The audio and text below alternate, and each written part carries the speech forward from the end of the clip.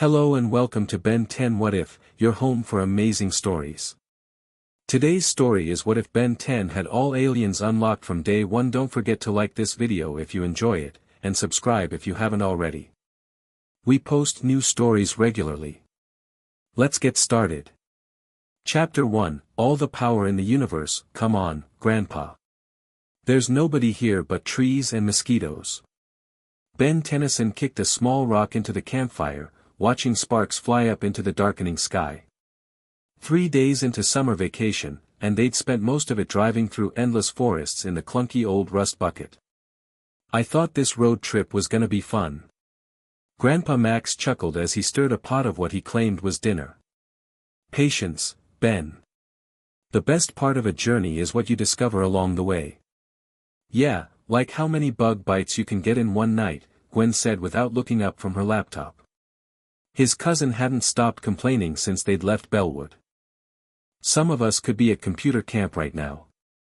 Some of us would rather die of boredom, Ben muttered, slumping back in his folding chair. He pulled his Game Boy from his pocket but quickly tossed it aside. He'd already beaten every level twice. Max ladled his mysterious stew into 3 bowls. Who's hungry for some authentic Carpathian goulash? It's an old family recipe. Ben stared at the bubbling brown mixture. Something in it moved. I think I'll pass, Grandpa. Same, Gwen said, wrinkling her nose. I brought protein bars. Max shrugged. Your loss. More for me. Ben stood up, restless energy coursing through him. I'm gonna go for a walk. Don't go too far, Max called after him. And take a flashlight. Whatever, Ben replied, grabbing a flashlight from the RV and heading into the woods. The farther he got from camp, the more he could hear the symphony of crickets and frogs. Normally he'd be freaked out by all the nature sounds, but tonight it felt peaceful. He'd just found a decent climbing tree when a bright streak cut across the night sky. Whoa! A shooting star. Ben watched as the light grew bigger, brighter, and headed straight for him. That's not a shooting star. The object crashed into the forest with a thunderous boom, sending Ben tumbling backward. He scrambled to his feet, heart pounding. No way am I missing this. He sprinted toward the impact site, jumping over fallen branches and dodging trees. 100 yards later, he skidded to a stop at the edge of a freshly made crater. Smoke curled from the center where a metallic sphere glowed red-hot. Ben inched closer, shining his flashlight. Probably just some space junk or, the sphere suddenly split open with a hydraulic hiss. Ben stumbled backward. Okay, definitely not space junk. Inside the container sat a strange device, a bulky watch with an hourglass symbol on its face. A watch. All this for a watch. Ben leaned in for a closer look. The device gleamed in the moonlight, its metal surface etched with alien patterns. Cool design, though. Ben reached out to touch it. The instant his fingers brushed the surface, the device leapt up like it was alive, clamping firmly around his wrist. Gah! Get off me! Ben frantically tried to pull it off, spinning in circles. What the heck is this thing? The watch face suddenly lit up, projecting a holographic display of different silhouettes. Ben froze, staring in awe as dozens of alien forms cycled before his eyes. Whoa! Without thinking, Ben pressed the face down. A surge of energy coursed through him. His body stretched, twisted, and transformed. Seconds later, where Ben had stood now towered a creature made entirely of living flame. Aha! I'm on fire! Ben screamed, waving his flaming arms. But I don't feel like I'm burning. He took a tentative step forward, leaving a scorched footprint in the dirt. He touched a nearby tree, which immediately caught fire. Oops! No, no, no!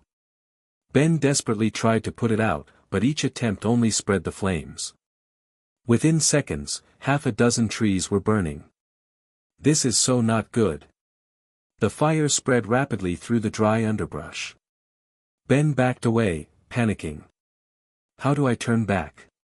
Come on, stupid watch. He slapped at the hourglass symbol on his chest, and in a flash of green light, he was human again. Okay, that's one problem solved. He looked at the growing forest fire. Now for the bigger one.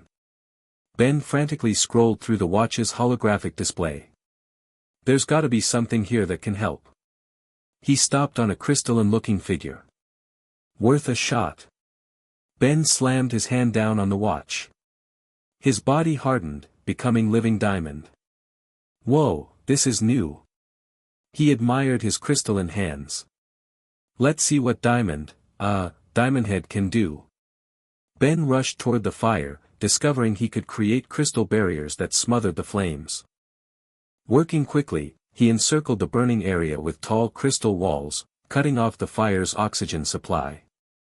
This is awesome, he shouted as he worked, jumping higher than humanly possible. I'm literally made of diamonds.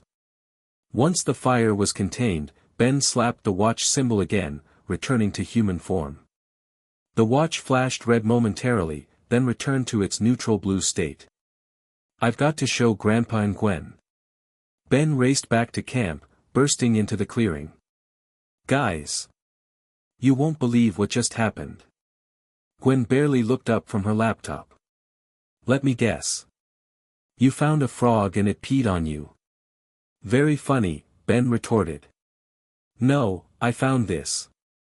He thrust his wrist forward, showing off the strange device. Max dropped the bowl he was washing, his expression shifting from casual to deeply concerned in an instant. Ben, where did you get that? It fell from the sky. Like, literally crashed right in front of me. Ben excitedly twisted the dial, bringing up the holographic display. And check this out, it's full of aliens I can turn into. I already tried 2 of them. Max crossed the campsite in 3 long strides, grabbing Ben's arm to examine the device. This isn't a toy, Ben. I know. It's way better than a toy. Ben couldn't contain his excitement. I turned into a fire guy and then a diamond guy. And there's like, dozens more. You did what? Gwen finally closed her laptop. Watch. Ben twisted the dial, cycling through alien after alien. See? There's the fire one, and the diamond one, and look at all these others. Max's face had gone pale. Ben, do you have any idea what you found? The coolest thing ever. It's called the Omnitrix, Max said quietly. And it's probably the most powerful device in the galaxy. Ben and Gwen exchanged a look of shock. How do you know what it's called? Ben asked. Max sighed, rubbing his forehead. That's a long story. For now, we need to figure out how that thing works before you accidentally turn into something dangerous. Or before Doofus here burns down the entire forest, Gwen added. Hey! I put the fire out. Ben protested. You started a forest fire? Max and Gwen exclaimed simultaneously. Just a small one, Ben defended. And I fixed it. With diamonds. Max closed his eyes, taking a deep breath. Tomorrow morning, we're finding somewhere isolated. You need to learn what this thing can do, and more importantly, what you shouldn't do with it. So I can keep it? Ben asked hopefully. Max studied the watch, his expression grim. I'm not sure we have a choice. It seems to have bonded to you. That night, Ben barely slept. He kept activating the watch's display, scrolling through alien after alien. Flying aliens, super strong aliens, tiny aliens, giant aliens, each one with powers he could only imagine. By morning, he'd counted 47 different forms. 47 different heroes he could become. Try the small gray one, Max suggested as they stood in an abandoned quarry miles from the nearest town. Ben nodded eagerly, finding the tiny alien form on the dial. This one? He doesn't look very impressive.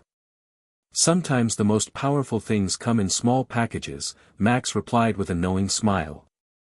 Ben shrugged and slapped down the watch face.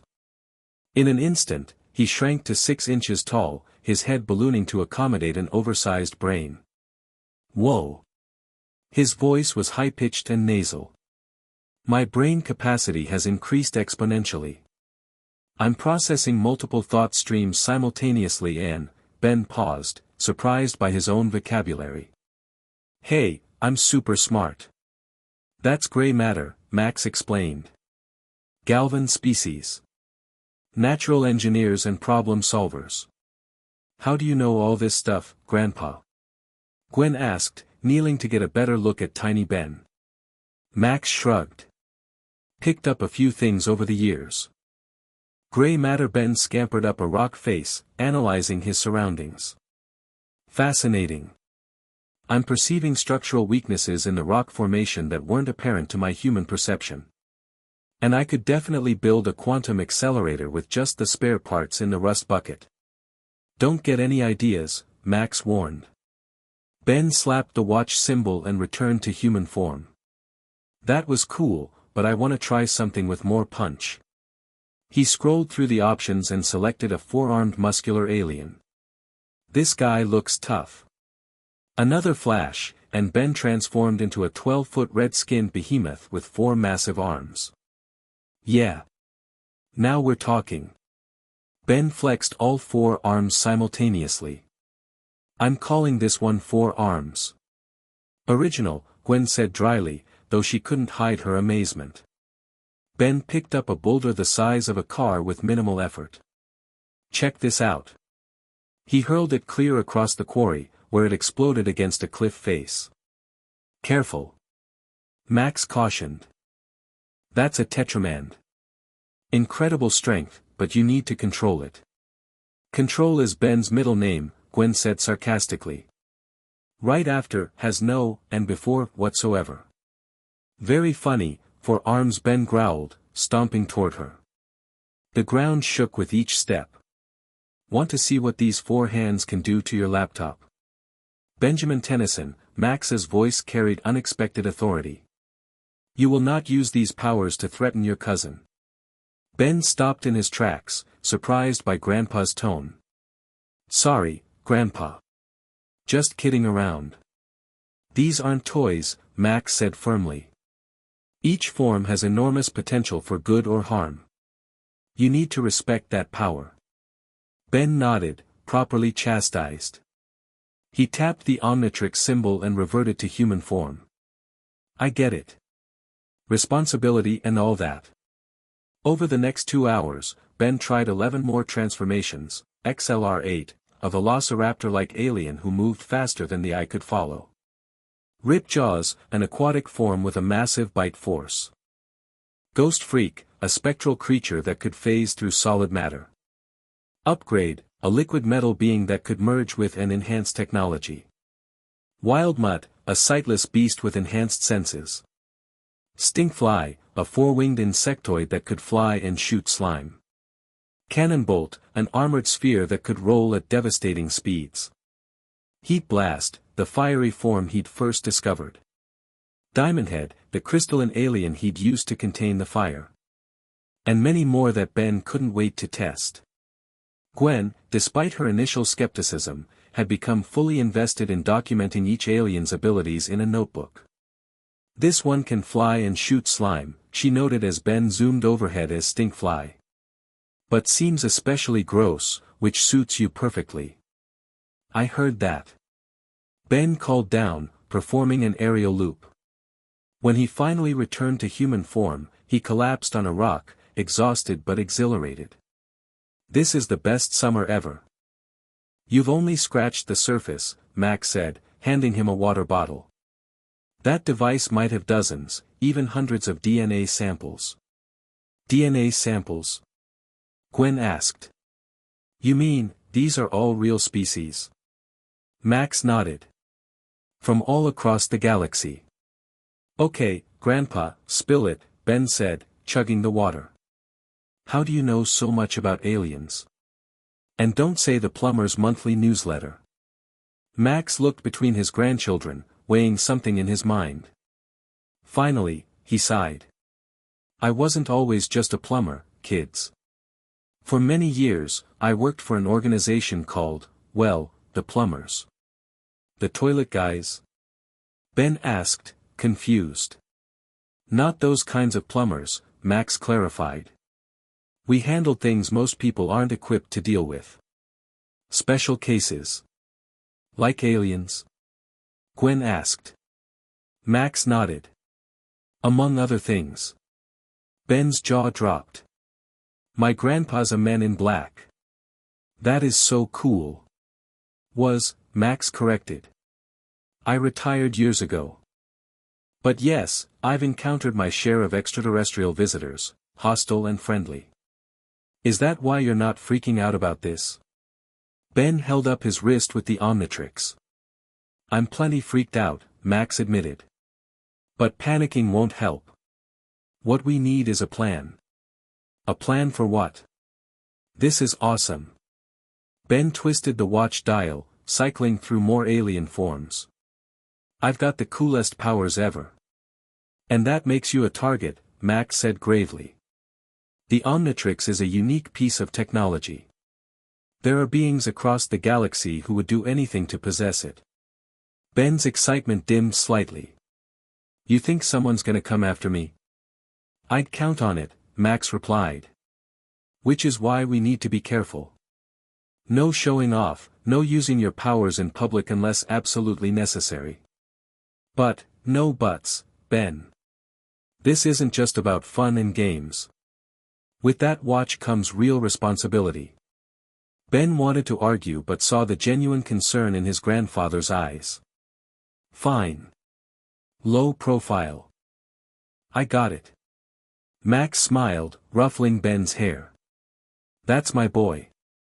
Now, who's hungry? Me. Ben and Gwen said in unison. Great. I've got some marinated mealworms and fungus fritters waiting in the RV. The kids exchanged horrified looks before Gwen announced, I think I'll stick with a granola bar. Same, Ben agreed quickly. 3 days later, they rolled into a small town to resupply. Ben had been surprisingly disciplined about not using the Omnitrix, mostly because Max kept him busy with training sessions in remote locations. Can I at least go check out the arcade while you guys shop? Ben asked as they parked downtown. Max checked his watch. I suppose. Just be back in an hour, and, no going alien unless it's life or death, Ben finished. I know. And take your phone. Gwen called as Ben raced out of the rust bucket. The town was larger than it had appeared from the highway, with a decent-sized main street lined with shops. Ben spotted the arcade halfway down the block and jogged toward it, jingling the quarters in his pocket. He'd just reached the arcade when a commotion erupted from across the street. People scattered from the entrance of First National Bank as 3 masked men burst through the doors, brandishing guns. Nobody move, the tallest robber shouted, firing a warning shot into the air. Pedestrians screamed and dove for cover. Ben ducked behind a parked car, heart racing. Life or death situation, he whispered to himself, watching as the robbers forced terrified hostages to the ground. Close enough. Ben activated the Omnitrix, scrolling quickly through his options. Need someone fast. XLR-8. In a flash of green light, he transformed into the velociraptor-like alien with wheel-shaped feet and a streamlined body. A black helmet with a blue visor snapped shut over his face.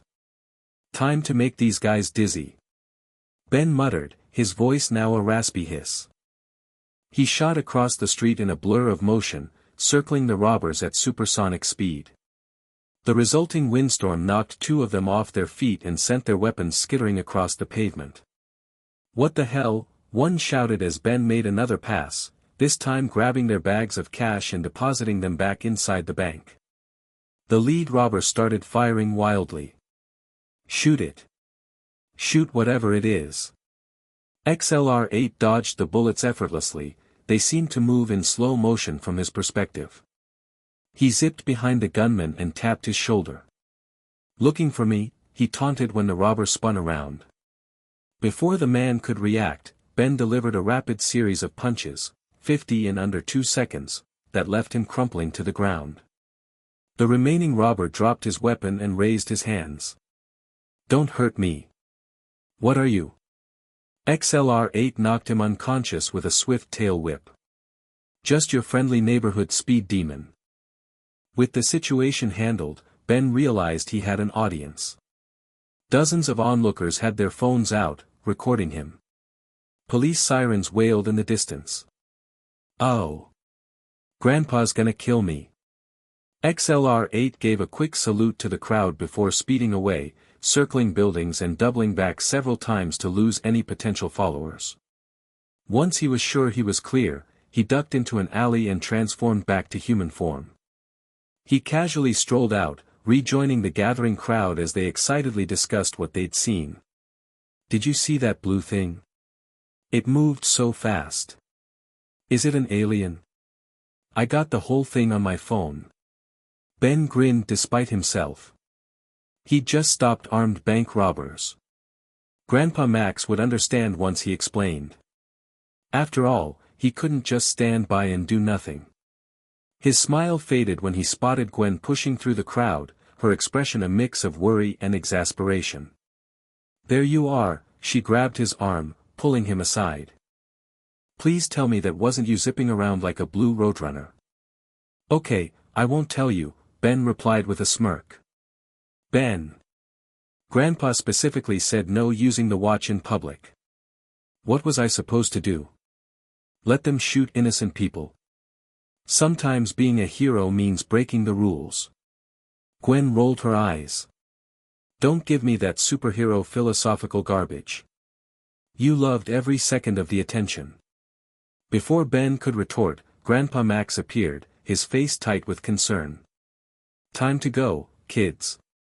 "But Grandpa, not here," Max cut him off, steering them both toward the rust bucket. "We'll discuss it on the road." Once they were driving again, Max turned on the radio. The local news was already reporting on the blue alien speedster that had thwarted the robbery. "It literally saved those people," an eyewitness was saying. "Moved faster than anything I've ever seen. Had to be some kind of alien." Max switched it off with a sigh. "Ben, I understand why you did what you did. Those people needed help. So you're not mad?" Ben asked hopefully. "I didn't say that." Max glanced at him in the rearview mirror. "You exposed yourself. Every phone, every security camera in that area now has footage of XLR-8. That draws attention we can't afford. But I stopped the bad guys.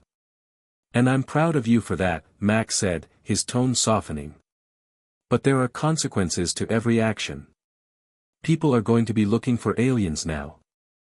Some out of curiosity, others with less innocent intentions." Ben slumped in his seat.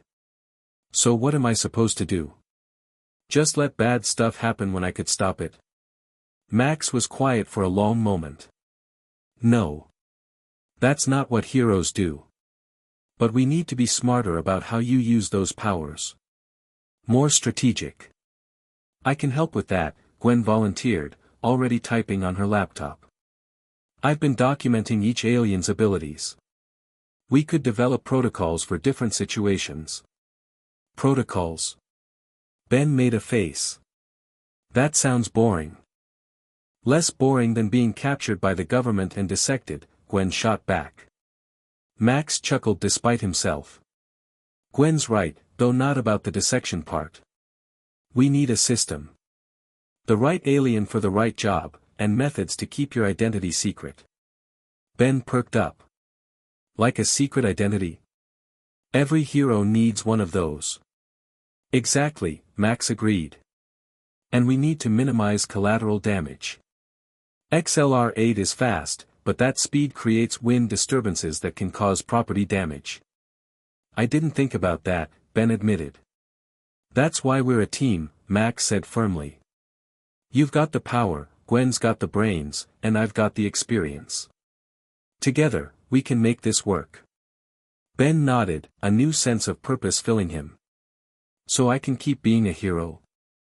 I think that watch found you for a reason, Max replied cryptically. But with great power, comes great responsibility, Ben finished. Yeah, I've seen the movie. Gwen snorted. At least you're learning from somewhere. As they continued down the highway, Ben stared out the window, his mind racing with possibilities. 47 different aliens. 47 different heroes he could become. And he was just getting started. 200 miles away, a signal detector beeped insistently in a darkened laboratory. A slender figure in a medieval-looking suit of armor straightened, turning toward the computer screen. The readout showed an energy spike, one with a very familiar signature. Sir, the armored man called out. I believe we found something of interest. From the shadows stepped an older man in more ornate armor, his beard streaked with gray. Report, Enoch. The energy signature we've been monitoring. It appeared briefly in this small town. Enoch pointed to a map on the screen. Preliminary analysis suggests advanced technology of non-terrestrial origin. The older man stroked his beard thoughtfully. The prophecies spoke of a great power appearing before the solstice. Perhaps this is what we've been waiting for. Shall I dispatch a reconnaissance team? No. Send the drones first. I want visual confirmation before we commit our forces. The older man turned away. If this truly is alien technology, it belongs in the hands of the Forever Knights, not with some commoner who happened upon it by chance. Enoch bowed deeply. As you wish, Forever King. A week after the bank robbery incident, the Tennysons had established a new routine. Each morning, they'd find an isolated spot for Ben to practice with different alien forms, with Gwen meticulously documenting their strengths and limitations. Wildvine can regenerate severed limbs, she noted as Ben regrew an arm he deliberately cut off as the plant-based alien. That's both cool and seriously disgusting. And useful. Ben added, stretching his vine-like appendages to swing from a tree. Plus, I can blend in with regular plants for stealth missions. Max watched with a critical eye. Try the seed bombs again. You need to work on your aim. Ben nodded, extracting explosive seed pods from his body and flinging them at targets Max had set up. Most hit their mark, but a few went wide. You're overcompensating for the wind, Gwen called out. Factor in Wildvine's lighter projectile mass. Since when are you the expert on alien powers? Ben grumbled, though he adjusted his next throw accordingly. It landed dead center on the target. Since I'm the one keeping track while you're having too much fun to pay attention, Gwen replied smugly, holding up her notebook.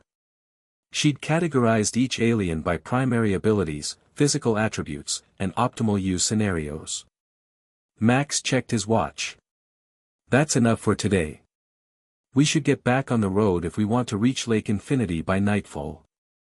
Ben transformed back to human form with a disappointed sigh. Can't we practice with a few more? I've barely scratched the surface of what Cannonbolt can do. Tomorrow, Max promised. Besides, I thought you'd be excited about the lake. Great swimming spot. Ben brightened. Oh yeah. I can try out Ripjaws and see how deep I can go. What did we say about using aliens for fun? Max reminded him. That it's totally acceptable in isolated areas where no one can see. Ben offered hopefully. Max chuckled. Nice try. But I suppose the middle of a lake counts as isolated. They packed up their training gear and headed back to the Rust Bucket. As they drove toward Lake Infinity, Ben scrolled through the Omnitrix's alien roster.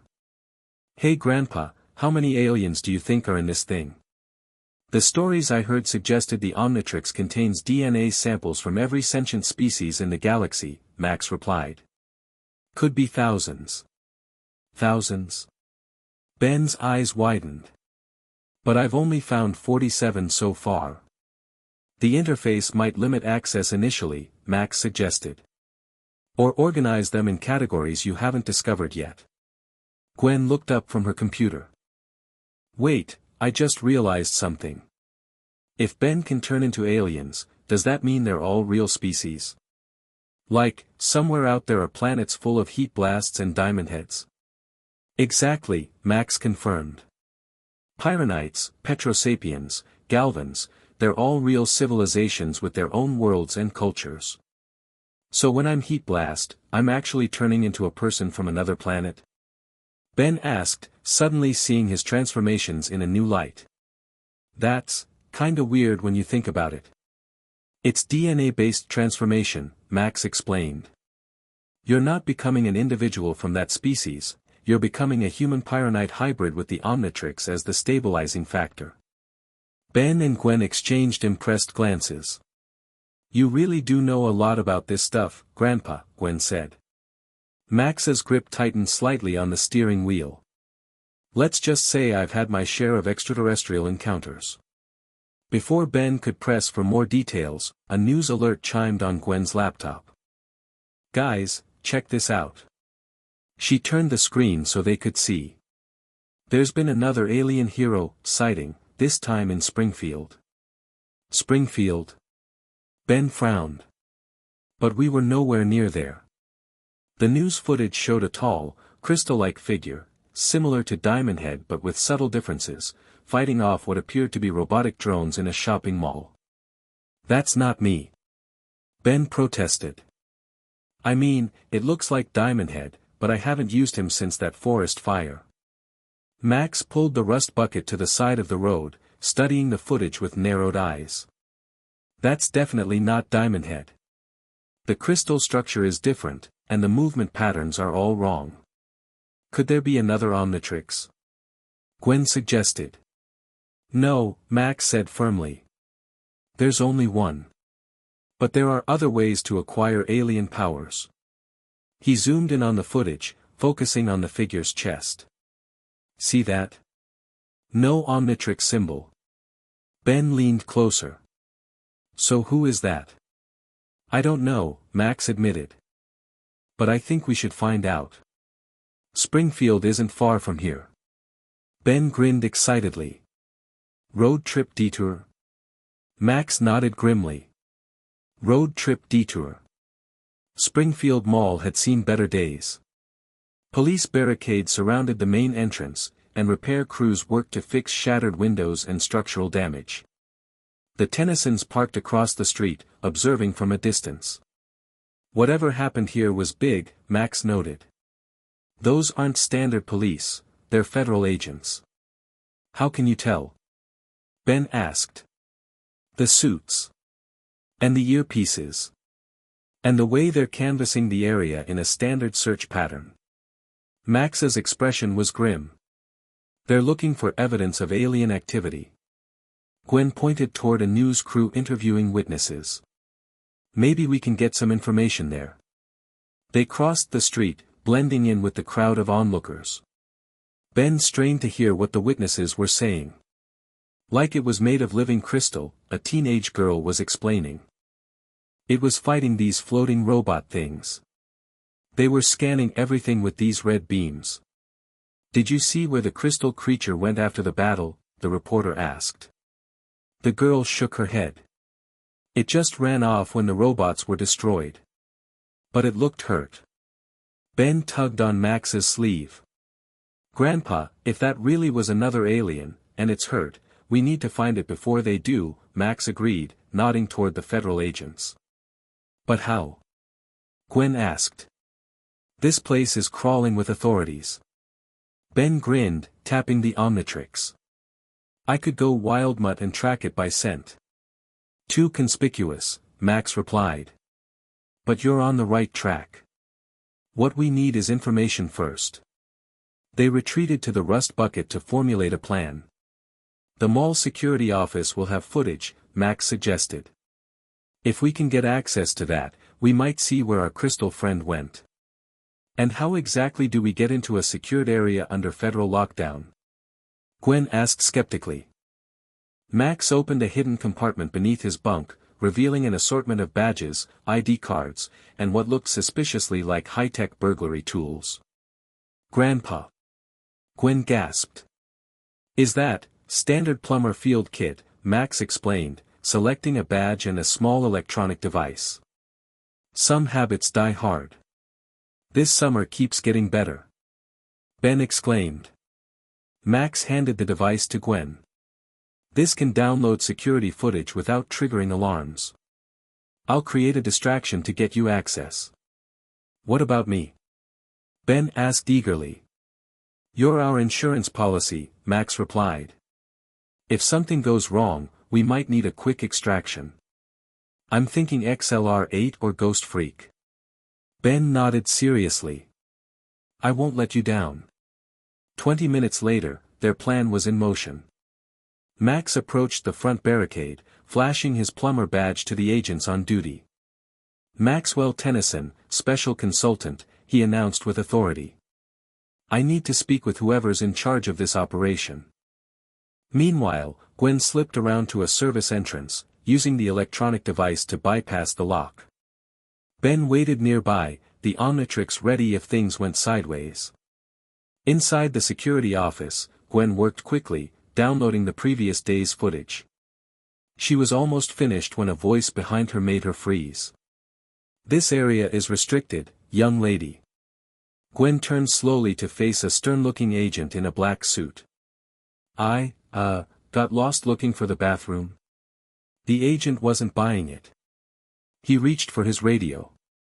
"I need a security team at the..." A blue blur suddenly filled the room. When it cleared, the agent was gone, and XLR-8 stood in his place, visor up to reveal Ben's reptilian face. "Thought you could use a hand," he hissed. "Perfect timing," Gwen admitted, pocketing the device. "I got the footage. Let's go." XLR-8 scooped her up and zoomed out of the mall, moving too fast for cameras or human eyes to track. They rendezvoused with Max at the Rust Bucket, where Ben transformed back to human form. "Did you get it?" Max asked as they piled into the RV. Gwen nodded, connecting the device to her laptop. "Full security coverage from yesterday. Let's see what we've got." They huddled around the screen as Gwen fast-forwarded through hours of footage.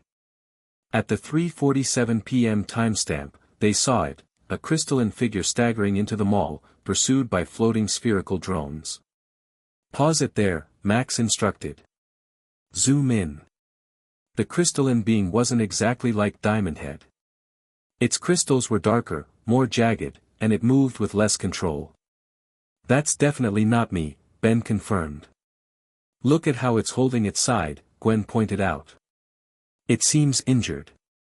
They continued watching as the drones cornered the crystal alien, scanning it with red beams. The alien fought back desperately, launching crystal shards that destroyed several drones, but more kept coming. "Those drones weren't trying to kill it," Max observed. "They were analyzing it. Taking samples." "But why?" Ben asked. Max's expression darkened. "Because someone wants to know what it is and where it came from." The footage showed the battle spilling into the main concourse, where panicked shoppers fled in all directions. Eventually, the crystal being destroyed the remaining drones and escaped through a service corridor. "Follow that exit," Max instructed. Gwen switched to exterior cameras, tracking the alien's escape route. "There. It went into the storm drainage system." "Can you tell which direction?" Gwen studied the footage. "Looks like it was heading east, toward the old industrial district." Max nodded decisively. "Then that's where we're going. Ben, I think it's time you tried out Ripjaws. We may need to do some underwater searching." Ben grinned. "Finally. I've been dying to take him for a real swim." The drainage tunnel was dark, dank, and smelled terrible. Ben, currently in the form of Wildmutt, a large, orange, dog-like alien with no eyes but enhanced senses, led the way, sniffing for any trace of the crystal being. "Anything?" Max asked, his flashlight barely penetrating the gloom. Wildmutt growled and shook his head. The alien's lack of vocal cords meant he couldn't speak in this form. Maybe we should try another tunnel, Gwen suggested, wrinkling her nose at the smell. Even if Wildmutt could track by scent down here, everything stinks too much. Wildmutt suddenly froze, his gill-like nostrils flaring. He growled urgently, pointing ahead with a clawed paw. You found something? Max whispered. The orange alien nodded vigorously. Lead the way, but carefully, Max instructed. If it's injured and cornered, it might attack. Wildmutt crept forward, every muscle tense. The tunnel widened into a junction area where several drainage pipes converged. In the corner, barely visible in the shadows, hunched a familiar crystalline figure. Ben slapped the Omnitrix symbol on his shoulder, reverting to human form. Hey there, he called softly. We're not here to hurt you. The crystal being recoiled, raising a jagged arm defensively. Its body was cracked in several places, with a particularly large fissure across its chest. It's okay, Ben continued, showing his empty hands. We saw what happened at the mall. Those drones were after you, right? The creature remained silent, though its defensive posture eased slightly. Max stepped forward slowly. We want to help. I'm Max Tennyson. This is Ben and Gwen. At the name, Tennyson, the crystal being visibly reacted. It straightened, studying them more intently. Tennyson. Its voice was gravelly, resonating within its crystalline body. The plumber. Max blinked in surprise. You know about the plumbers? The crystal being nodded slowly. Tetrax shard. Petrosapien bounty hunter. It gestured to its injured form. At least, I was. You're from the same planet as Diamond Head. Ben exclaimed. Tetrax's crystal eyes narrowed. How do you know about Petrosapiens, human child? Ben held up his wrist, showing the Omnitrix. Because I can turn into one. Tetrax moved forward with surprising speed despite his injuries, grabbing Ben's arm to examine the device. The Omnitrix. So the rumors were true. Hey, easy. Ben pulled his arm back. What rumors? Word has spread throughout the galaxy, Tetrax explained, wincing as he shifted his weight.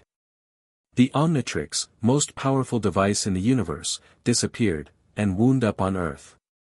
Many have come seeking it. Like those drones that attacked you? Gwen asked. Tetrax shook his head. The drones were not after the Omnitrix. They were after me. He gestured to his damaged body. They sought Petrosapien DNA. Specific samples. Who sent them? Max asked. Unknown. Human technology, but modified with alien components. Tetrax leaned heavily against the wall. I tracked them to this planet after they attacked a Petrosapien outpost in the Andromeda Galaxy. You're hurt, Gwen observed. Can we help? Petrosapiens regenerate, Tetrax replied dismissively. But slowly. He focused on Ben again. You possess the Omnitrix yet seem barely trained in its use. Ben bristled. Hey, I'm learning. And I've already stopped plenty of bad guys with it. A child with the most powerful weapon in the galaxy, Tetrax mused. Perhaps that's why he chose Earth. Who? Max pressed. Who sent the Omnitrix here? Before Tetrax could answer, a mechanical whirring echoed through the tunnel. The bounty hunter's head snapped up. They've found me. 3 drone spheres floated into the junction, red scanning beams sweeping the area. When they detected Tetrax, they emitted a high-pitched alert tone. Run! Tetrax shouted, launching crystal shards at the nearest drone. Ben activated the Omnitrix, cycling quickly through his options. Time for Diamond Head to meet his cousin. In a flash of green light, Ben transformed, not into Diamond Head, but into a small, white alien with headphone-like appendages. Echo echo. Ben squeaked in a digitized voice. Not who I was going for, but I can work with this. The drones focused their scanning beams on Tetrax, ignoring Ben entirely. One fired a capture net that enveloped the injured Petrosapien. They want his DNA. Gwen shouted, grabbing a piece of pipe and swinging it at a drone. Echo Echo took a deep breath and unleashed a wall of sonic sound. Wah! The concentrated sonic blast shattered one drone into pieces. Tetrax broke free from the net and smashed another drone with his fist. The control unit, he shouted, pointing to a small device on the remaining drone. Destroy it. Echo Echo duplicated himself, creating 5 identical copies that surrounded the drone. They synchronized their sonic attack, bombarding the machine from all angles until it exploded. In the sudden silence that followed, Ben merged his duplicates back together and reverted to human form. Okay, that was cool. I didn't know I could do that. There will be more, Tetrax warned, collecting fragments from the destroyed drones. We should leave this location. They retreated to the rust bucket, where Max helped Tetrax tend to his injuries. The Petrosapien seemed increasingly interested in Ben, watching him with an evaluating gaze. So, these drones are collecting alien DNA samples? Gwen asked, examining the fragments Tetrax had salvaged. But why? That is what I came to Earth to discover, Tetrax replied. The attack pattern suggested they were building a catalog of specific species with unique capabilities. A biological weapon, maybe? Max suggested grimly. Tetrax nodded. Or an army. With the right DNA combinations, one could create hybrid soldiers with multiple alien abilities. Like the Omnitrix, but permanent, Ben realized. Less versatile, but potentially dangerous nonetheless. Tetrax straightened, his injuries already showing signs of healing. I had not expected to find the Omnitrix here. This complicates matters. What will you do now? Max asked. Tetrax considered for a moment. Continue my investigation. Whoever is behind these drones has resources and technology beyond normal human capability. We can help. Ben offered eagerly. I've got all kinds of alien powers we could use. Ben, Max warned. This could be dangerous. More dangerous than letting someone build an alien DNA superweapon. Ben countered. Come on, Grandpa. This is exactly what heroes are supposed to do. Max and Tetrax exchanged a look that Ben couldn't quite interpret. The boy has a point, Tennyson, Tetrax admitted. And with the Omnitrix, he represents a significant tactical advantage. I don't like putting the kids in danger, Max replied firmly. With respect, Tetrax countered, they are already in danger. If these drones have detected the Omnitrix, more will come, and not just drones next time. Ben slapped the Omnitrix display, cycling through aliens. I've got 47 different heroes ready to go. Let them try. Gwen closed her laptop with a decisive click. If Ben's in, I'm in too. Someone has to keep him from getting himself killed. Max sighed heavily, recognizing the determined look in both his grandchildren's eyes. All right. But we do this carefully, with a plan. Tetrax nodded appreciatively. Then let us make one, Plumber Tennyson. As the adults began strategizing, Ben could hardly contain his excitement. This wasn't just stopping bank robbers or putting out forest fires anymore. This was a real alien mission, with a real alien bounty hunter. Best summer ever. Tetrax's ship was hidden in a cave outside of town, a sleek, dark vessel that looked like it had seen its share of battles. Inside, holographic displays showed star systems and galaxies Ben had never imagined.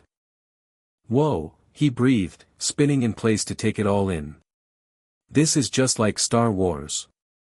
Focus, Ben, Max reminded him gently. We're here for information. Tetrax activated a central console, bringing up a three-dimensional map of Springfield. Red dots pulsed at various locations. Drone activity over the past week, he explained. Concentrated in areas with high technology or scientific facilities. They're looking for something specific, Gwen observed. Or someone. Tetrax highlighted one particular cluster of dots. This facility has seen the most drone activity. Springfield Advanced Research Center. Max frowned. SARC is a government-funded think tank. They work on next-gen technology, including some reverse-engineered alien tech. Grandpa, how do you know that? Ben asked suspiciously. Plumbers kept tabs on organizations likely to encounter extraterrestrial materials, Max replied smoothly. Old habits die hard. Tetrax zoomed in on the facility. Security is significant but primarily designed to keep humans out, not drones. I can breach the perimeter, but I need to know what I'm looking for. We need more information first, Max decided. These drones must have a control center nearby, somewhere receiving the data they collect. Ben perked up. What about using Upgrade? I could merge with one of the drones and track the signal. Tetrax and Max exchanged impressed looks. That's actually a good plan, Max admitted. Don't sound so surprised, Ben grumbled. We need to capture a drone intact, Tetrax pointed out. Gwen tapped her chin thoughtfully. If the drones are attracted to alien DNA, we could use that to lure one. A trap, Tetrax nodded approvingly. With the Omnitrix as bait. Whoa, hold on, Max protested. We're not using Ben as bait. Not Ben, Tetrax corrected. Just his DNA signature. He turned to Ben. Can you transform into a form small enough to avoid detection but with a strong enough DNA signature to attract the drones? Ben scrolled through the Omnitrix options. Gray matter should work. He's tiny but definitely alien. Perfect, Tetrax agreed. I'll modify my scanner to amplify the signal. The drones will detect what seems like a Galvan presence but find only a trap. As they prepared the equipment, Ben couldn't help but feel a surge of pride. For once, he wasn't just the kid with the watch, he was a key part of the mission planning. 2 hours later, they were set up in an abandoned warehouse near SARC. Ben had transformed into gray matter, his tiny Galvan form perched on a sensor Tetrax had configured. Remember, stay hidden once the drone arrives, Tetrax instructed from his position behind a stack of crates. Let it investigate the decoy signal before we spring the trap. Affirmative, Gray Matter replied, his enhanced intellect naturally using more sophisticated language. The probability of success is approximately 87.3%, assuming the drone's tracking algorithms haven't been significantly modified since your last encounter. Show off, Gwen muttered from her hiding spot. They didn't have to wait long. Within 20 minutes, the distinctive mechanical whir of a drone sphere echoed through the warehouse. Ben quickly scurried behind the decoy transmitter, watching as the metallic orb floated through a broken window. The drone hovered over the transmitter, its red scanning beam sweeping back and forth. After several passes, it emitted a confused-sounding series of beeps. Now! Tetrax shouted, leaping from cover. Max fired a strange gun-like device that launched an electrical net over the drone, temporarily disabling its propulsion systems. Gwen switched on a signal jammer Tetrax had provided, preventing the drone from broadcasting an alert. Ben slapped the Omnitrix symbol on his back, transforming into Upgrade, a black and green techno-organic being made of living liquid metal. My turn. Upgrade's voice had an electronic quality as he slithered toward the trapped drone. Time for a little tech support. Upgrade flowed over the drone, merging with its systems. His consciousness integrated with the machine's programming, giving him access to its functions and data. I'm in, he announced. Whoa, there's a lot of stuff in here. Scanning protocols, collection parameters, transmission logs. Can you trace the control signal? Max asked urgently. Working on it, Upgrade replied, his body pulsing with effort. It's encrypted, but nothing I can't handle. Inside the drone's systems, Ben navigated through layers of code and security protocols. As Upgrade, his natural affinity for technology made the process intuitive. He followed the transmission pathway to its source, feeling the drone attempting to report back to its master. Got it, he announced triumphantly. It's transmitting to, wait, that can't be right. What is it? Tetrax demanded. According to this, the control signal is coming from beneath SARC, way beneath it. Like, massive underground facility beneath it. Max's expression hardened. That's not on any official blueprints. Because it's not official, Upgrade replied, still processing the drone's data. This place belongs to something called, the Forever Knights. Tetrax and Max exchanged alarmed glances. What? Gwen asked, noticing their reaction. Who are the Forever Knights? Human organization obsessed with acquiring alien technology, Tetrax explained grimly. They believe they're protecting Earth by hoarding advanced weapons. I've dealt with them before, Max added. They're dangerous fanatics who think they're modern-day knights defending against an alien invasion. Upgrade separated from the drone, reverting to Ben's human form. Well, these particular knights are collecting alien DNA samples for something big. The drone had a specific list of species it was hunting for. What species? Tetrax asked sharply. Pyronite, Petrosapian, Galvan, Tetramand, Kinoceleran, and something called a Chimera sui generis. Max's face paled. That's not good. Why? What's a Chimera sui generis? Ben asked. Before Max could answer, the warehouse doors burst open.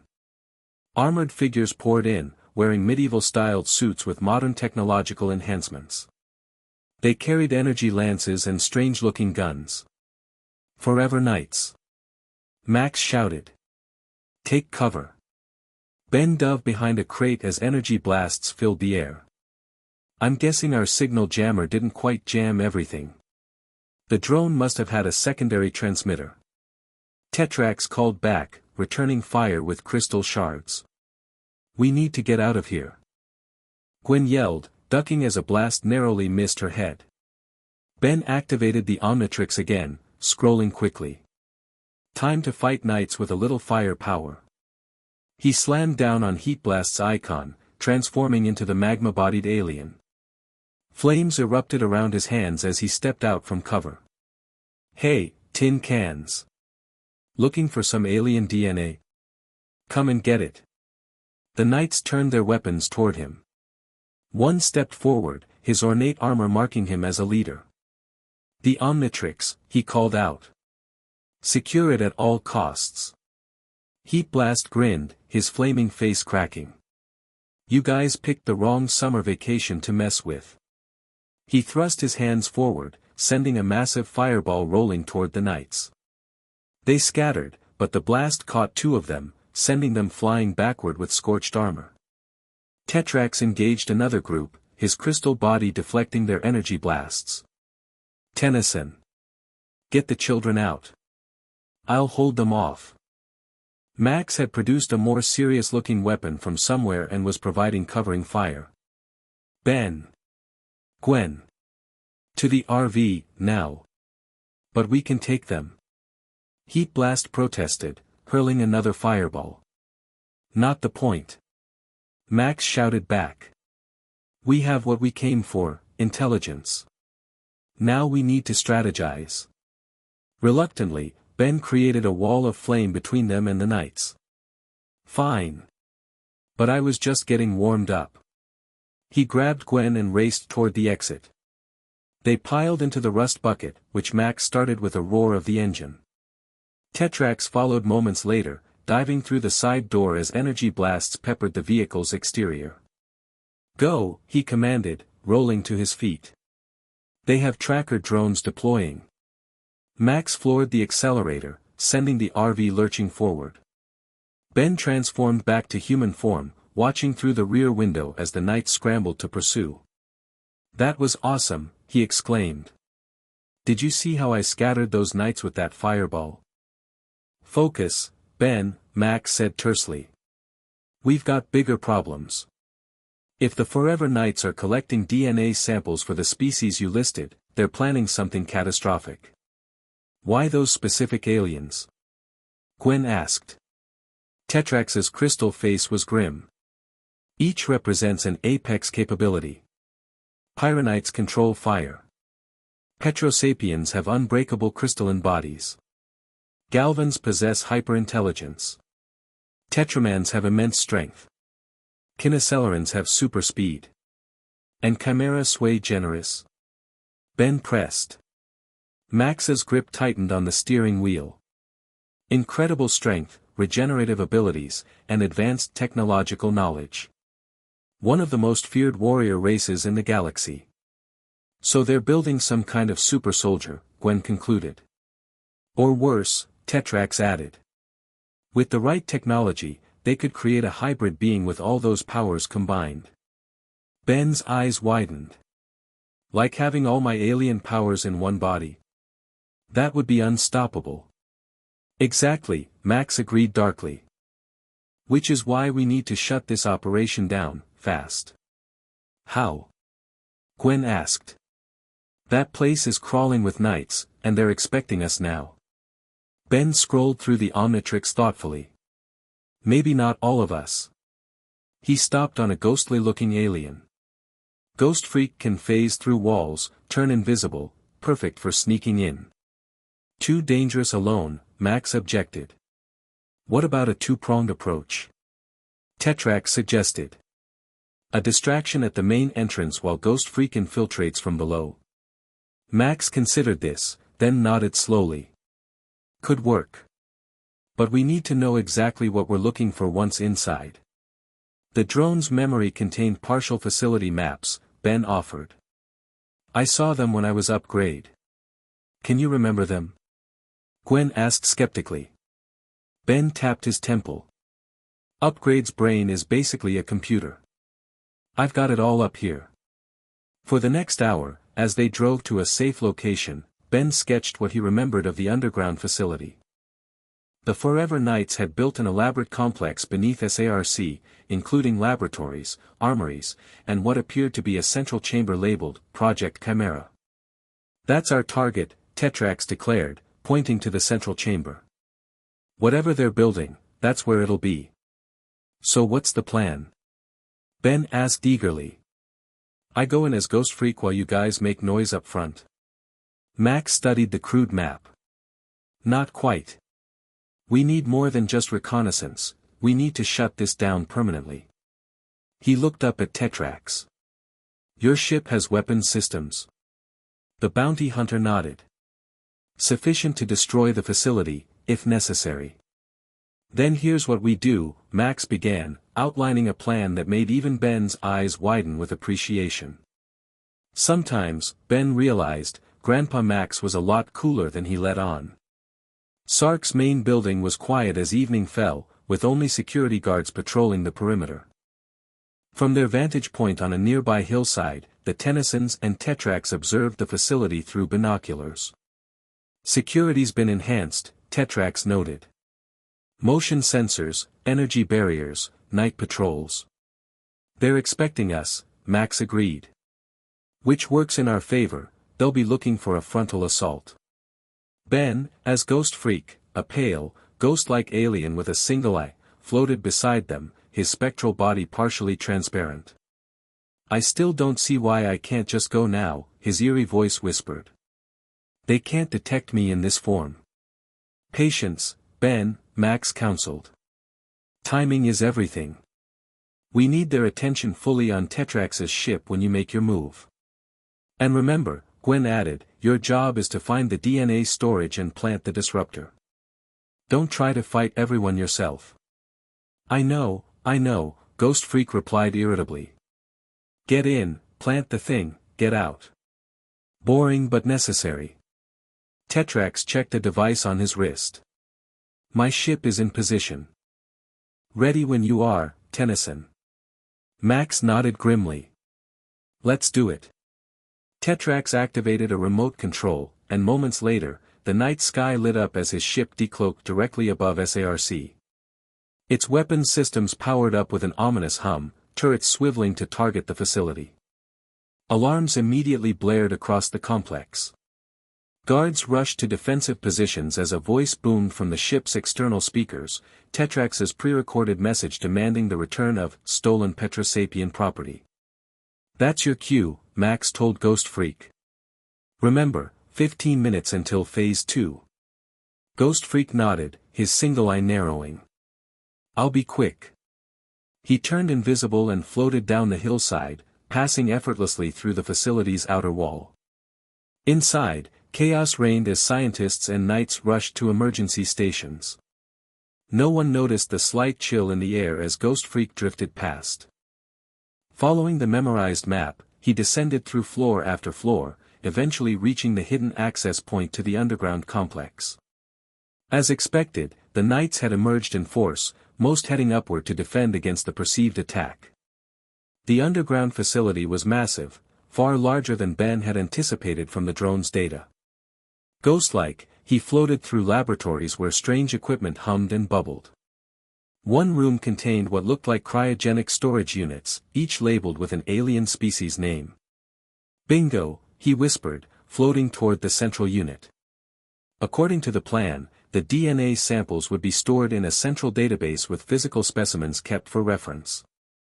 He found it in a heavily secured chamber, a massive computer core surrounded by display cases containing what appeared to be tissue samples from various aliens. In the center of the room stood a cylindrical tank filled with swirling fluid, obscuring whatever was growing inside. Ghost Freak became visible just long enough to remove the disruptor device from a compartment in his chest. The small disc was designed to emit a pulse that would destroy all genetic material in the vicinity, Tetrax's insurance policy against his DNA being weaponized. As he placed the device beneath the main console, a voice behind him made him freeze. "I was wondering when you might join us." Ghost Freak spun around to face an older man in ornate armor, his beard streaked with gray and his eyes cold with calculation. "The Forever King," Ghost Freak rasped, recognizing the description Max had given. "And you must be the child who found the Omnitrix," the king replied, stepping forward. "How fortunate that you've brought it directly to us." Ghost Freak turned invisible, but the king merely smiled and pressed a button on his gauntlet. Suddenly, the room filled with a strange purplish light that forced Ghost Freak back into visibility. "Ectoneurite revealing wavelength," the king explained smoothly. "We've studied all the species in the Omnitrix, child. Did you think we wouldn't be prepared?" Ghost Freak backed away. "Doesn't matter. In 2 minutes, this whole place goes boom." The king chuckled. "I think not." He gestured to the tank behind him. "You see, Project Chimera is already complete. Your little light show upstairs merely accelerated our timeline." The fluid in the tank began to drain, revealing what was inside. Ben's single eye widened in horror. The creature was humanoid but clearly composed of multiple alien parts, 4 arms, muscular limbs, Diamond Head's crystalline chest, Heatblast's fiery head, XLR-8's tail, and more, all fused into a single terrifying entity. "Beautiful, isn't it?" the king asked proudly. "The ultimate warrior, combining the greatest powers in the galaxy. Far more efficient than your Omnitrix, which wastes potential by separating the forms." The hybrid's eyes snapped open, 4 of them, glowing with malevolent awareness. That's just wrong," Ghost Freak whispered. "That's progress," the king corrected. "Earth will no longer fear alien threats when we control the ultimate alien weapon." The tank's front panel slid open, and the hybrid creature stepped out, fluid dripping from its mismatched body. It roared with Wildmutt's ferocity but spoke with Grey Matter's intelligence. "Function parameters active. Awaiting instructions." The king pointed at Ghost Freak. "Capture the Omnitrix. Kill the bearer if necessary." Before the creature could move, the entire facility shook with a massive explosion. Phase 2 had begun, Tetrax's ship targeting the facility's power core. Ghost Freak used the distraction to activate the disruptor with a quick tap. It began pulsing with blue energy, targeting the DNA storage systems. "No!" the king shouted, lunging for the device. The hybrid creature moved with XLR-8 speed, charging toward Ghost Freak. Ben had only seconds to react. He slapped the Omnitrix symbol on his chest, transforming from Ghost Freak to 4 arms. The muscular, 4-armed alien caught the hybrid's charge, grappling with its strength for strength. Sorry, ugly, but there's only room for one alien shapeshifter in this universe. 4 arms heaved, throwing the hybrid across the room and into the computer banks. Sparks flew as equipment shattered. The disruptor, the king yelled, scrambling for the still-pulsing device. 4 arms stomped his foot, creating a shockwave that knocked the king off balance. Sorry, Your Majesty. Show's over. Another explosion rocked the facility. Warning klaxons blared as the evacuation system activated. The disruptor's pulse had expanded, now targeting all genetic material with alien markers, including the hybrid. The creature screamed as its body began to destabilize, different segments rejecting each other as the force genetic bonds dissolved.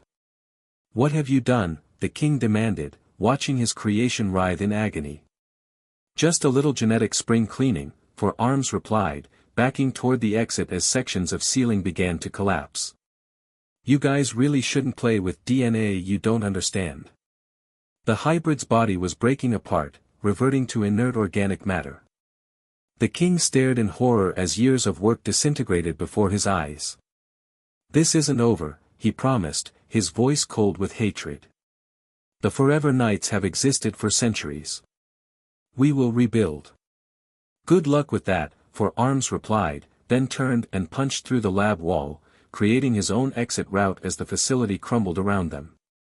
4 arms bounded through collapsing corridors, smashing through debris and barriers alike. He could hear knights and scientists fleeing through emergency exits, but his focus was on reaching the surface before the whole place came down. With a final mighty leap, he burst through into the night air just as the ground behind him imploded, the underground facility collapsing in on itself. Tetrax's ship hovered nearby, its boarding ramp extended. Max and Gwen waved frantically from the entrance. Ben! Hurry! Gwen shouted. 4 arms sprinted to the ship, jumping the last 50 feet to land on the ramp with a metallic clang. As soon as he was aboard, Tetrax closed the ramp and the ship shot upward, away from the chaos below. Ben reverted to human form, breathing heavily but grinning from ear to ear. Mission accomplished, he declared triumphantly. You should have seen it. They had this weird hybrid creature, but I totally trashed it. We saw the footage, Tetrax said, gesturing to a monitor showing the lab through Ghost Freak's perspective. The disruptor recorded everything. Max placed a hand on Ben's shoulder. You did good, Ben. Real good. So the Forever Knights are finished? Gwen asked hopefully. Tetrax shook his head. Organizations like that rarely end so easily. But their immediate plans have been thwarted, and their research destroyed. What about the drones? Ben asked. Without the central facility to control them, they'll deactivate within hours, Tetrax explained. My ship has already neutralized those in the immediate area. As the adrenaline of the mission faded, Ben yawned widely. Man, being a hero is exhausting. Max chuckled. That's because real heroism isn't just about the powers, it's about making the hard choices when it matters. Tetrax piloted them back to where they'd left the rust bucket. As they prepared to disembark, the bounty hunter pulled Ben aside. You've surprised me, Ben Tennyson, he admitted. When I first learned a child possessed the Omnitrix, I was concerned. You thought I'd just use it for fun, Ben guessed. Precisely. But you've shown wisdom beyond your years. The Omnitrix chose well. Ben blinked. Chose? I thought it was just an accident.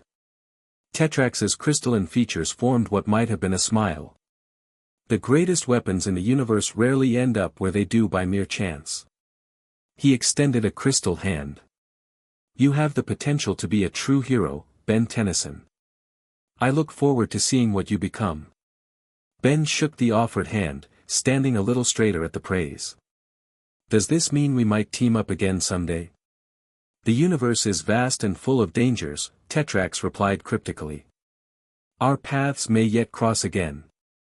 As Tetrax's ship faded into the night sky, Ben looked down at the Omnitrix, seeing it not just as a cool alien device, but as a responsibility. A chance to be something more. Best summer ever, he whispered to himself, and it's only just beginning. Chapter 2, The Hero's Burden. Dude, check it out. Omni-Hero totally wrecked those bank robbers. Ben couldn't help but grin as he walked past the comic shop where a group of kids huddled around a smartphone. 2 weeks had passed since the SARC incident, and videos of his alien forms had spread like wildfire across the internet. Did you see when he turned into that crystal guy and stopped a runaway train? One of the kids gushed. Nah, the fire dude is way cooler. He flew through the air shooting flames everywhere. Ben wanted to stop and tell them it was Heat Blast, not Fire Dude, but Grandpa Max's firm hand steered him forward. Remember our agreement, Max muttered. Low profile in public. I know, Ben sighed. But they love me. They love your aliens, Gwen corrected, walking on his other side. They have no idea Ben Tennyson is the skinny kid behind them. For now, Ben replied with a mischievous grin that earned him a stern look from Max. They'd stopped in Sentinel City to resupply, a metropolitan area significantly larger than the small towns they'd been visiting. Here, the impact of Ben's heroics was impossible to ignore. Street vendors sold crude Omni-Hero merchandise, T-shirts featuring pixelated images of Diamond Head and 4 arms, captured from blurry cell phone videos. This is getting out of hand, Max observed, eyeing a display of Heat Blast action figures that looked nothing like the real thing. The more attention these aliens get, the more dangerous it becomes for you. Dangerous how? Ben scoffed. Everyone loves heroes. A news broadcast on a store window TV caught their attention. A serious-faced anchor reported, the Pentagon has issued a statement regarding the recent appearances of the so-called alien heroes across the Midwest. Officials are urging citizens to report any sightings and to avoid direct contact with these unidentified beings until their intentions can be verified. That's how, Gwen said quietly. Not everyone's a fan. Ben's enthusiasm dampened slightly. But I'm helping people. Max guided them away from the growing crowd around the television. And we're going to keep helping people. Just need to be smarter about it.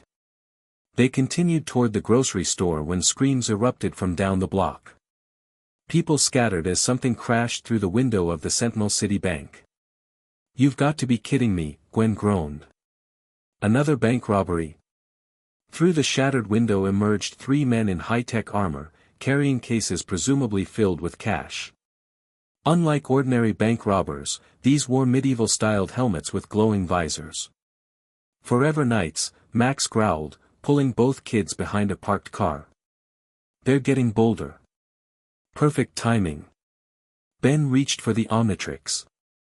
I've been waiting for a rematch. Wait, Max grabbed his wrist. They're not just robbing the bank. Look.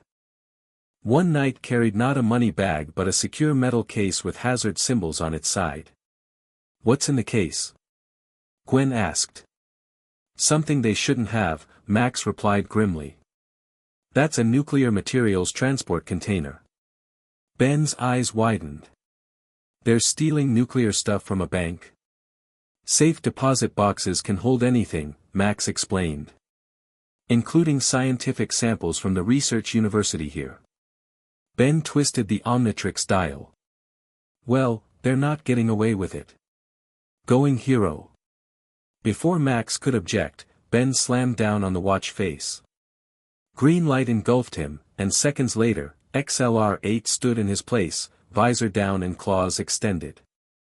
Back in a flash, he hissed, then disappeared in a blur of motion. XLR-8 raced toward the knights, circling them at supersonic speed. The resulting whirlwind knocked 2 off their feet, sending cash flying everywhere. What the lead knight activated his helmet's enhanced vision. It's one of the aliens. Secure the package. XLR-8 skidded to a halt directly in front of them. You know, for medieval knights, you guys sure love robbing banks. Isn't that a bit beneath your code of chivalry? The knights responded by drawing energy lances. The creature mocks us. Take it down. XLR-8 easily dodged their first volley of energy blasts, his speed making him nearly untouchable. Too slow. Maybe try carrier pigeons next time. He darted between them, delivering rapid strikes that dented their armor. One knight stumbled backward, his helmet cracked. The alien is too fast, he shouted. Deploy the countermeasure.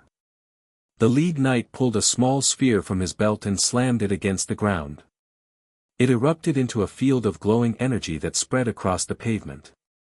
XLR-8 hit the field at full speed and immediately stumbled, his wheels suddenly unable to gain traction. What the frictionless field, the knight explained smugly. Specifically designed for Kinesiolans.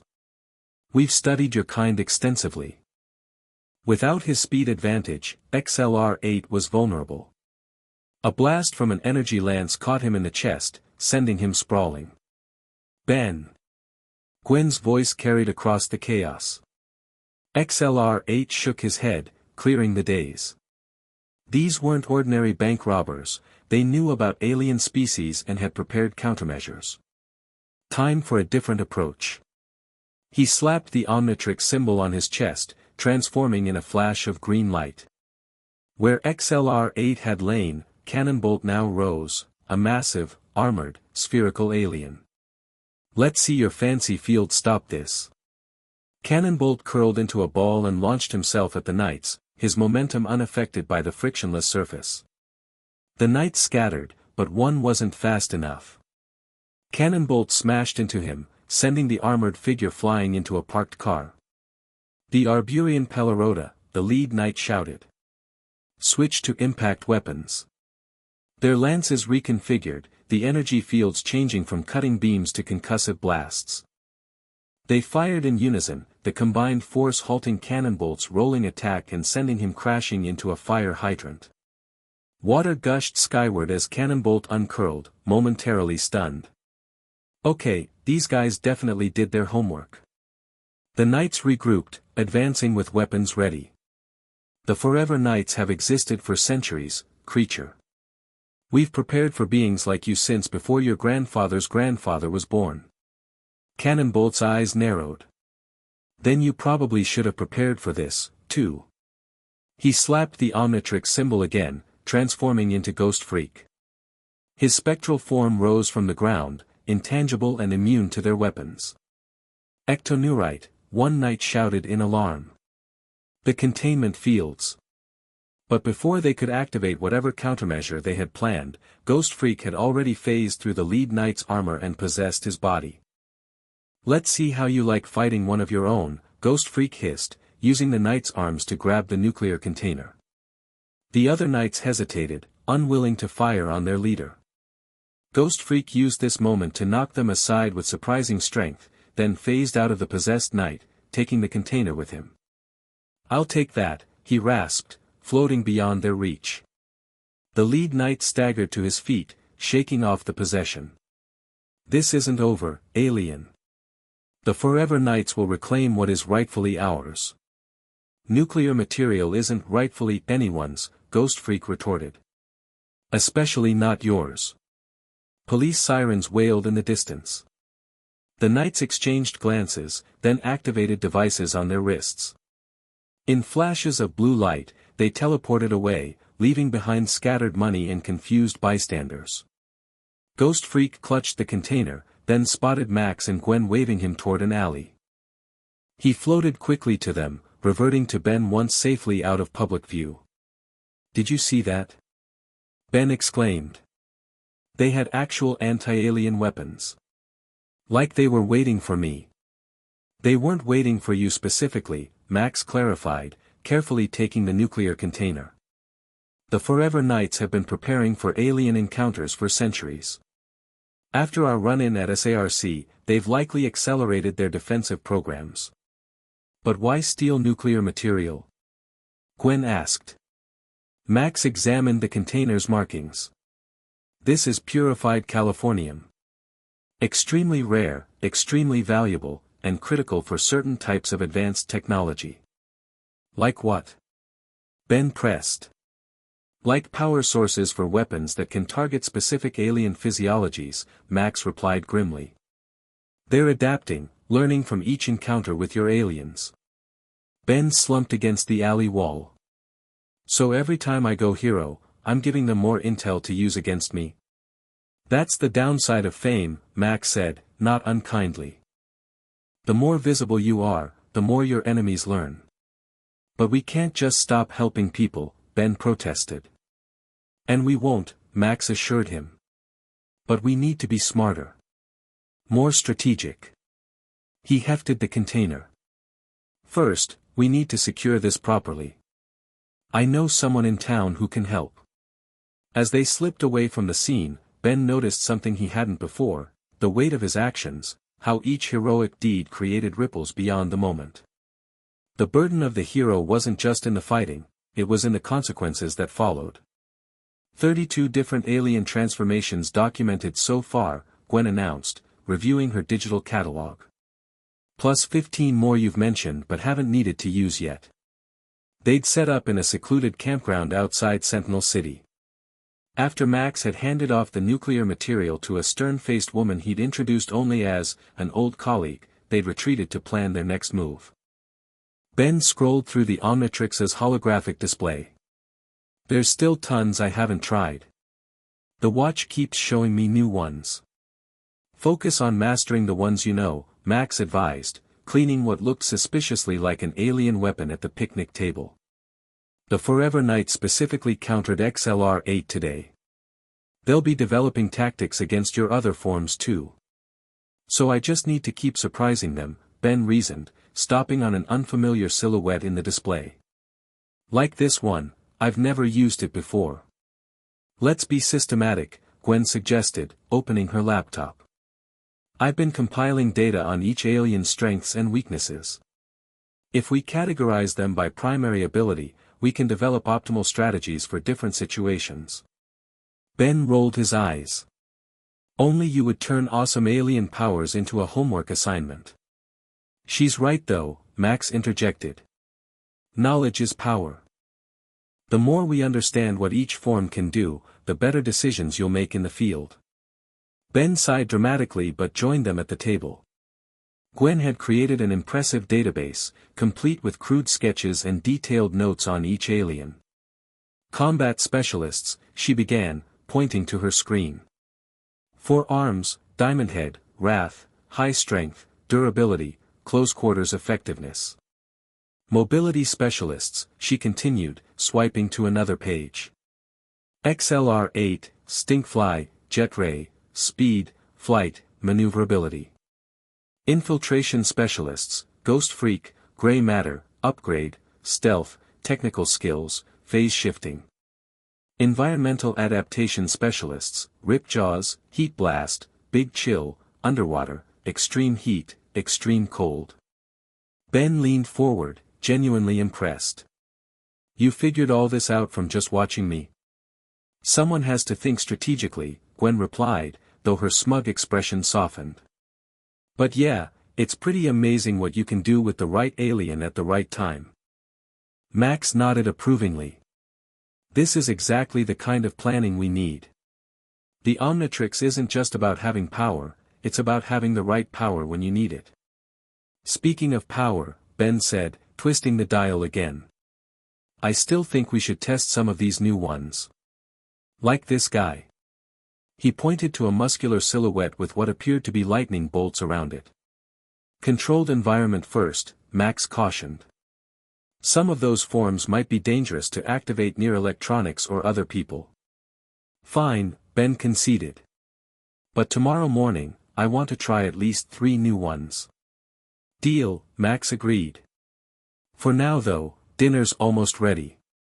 Who wants authentic Cajun swamp eel surprise? Ben and Gwen exchanged horrified glances. Pass. The next morning found them in an abandoned quarry similar to where they'd first tested Ben's transformations. Ben had selected 3 new aliens to try from the Omnitrix's catalog. First up, he announced, twisting the dial. Something called feedback. He slammed down on the watch face, and green light enveloped him. When it faded, a black alien with gold battery bolts on his head and fingertips stood in Ben's place, green plugs extending from his fingertips and antennae. Whoa! Feedback flexed his fingers, feeling energy course through them. This guy feels charged. Conductoid species, Max noted with interest. Energy manipulators. Extremely rare. Feedback grinned, pointing at a nearby boulder. Instinctively, he channeled energy through his fingertips, releasing a powerful electrical blast that reduced the rock to rubble. Sweet! Feedback exclaimed. I can feel electricity everywhere, the air, the ground, even from you guys. Try absorbing energy, not just releasing it, Max suggested. Feedback nodded, extending his plugs toward Max's flashlight. The beam seemed to bend, flowing into his fingertips like water into a drain.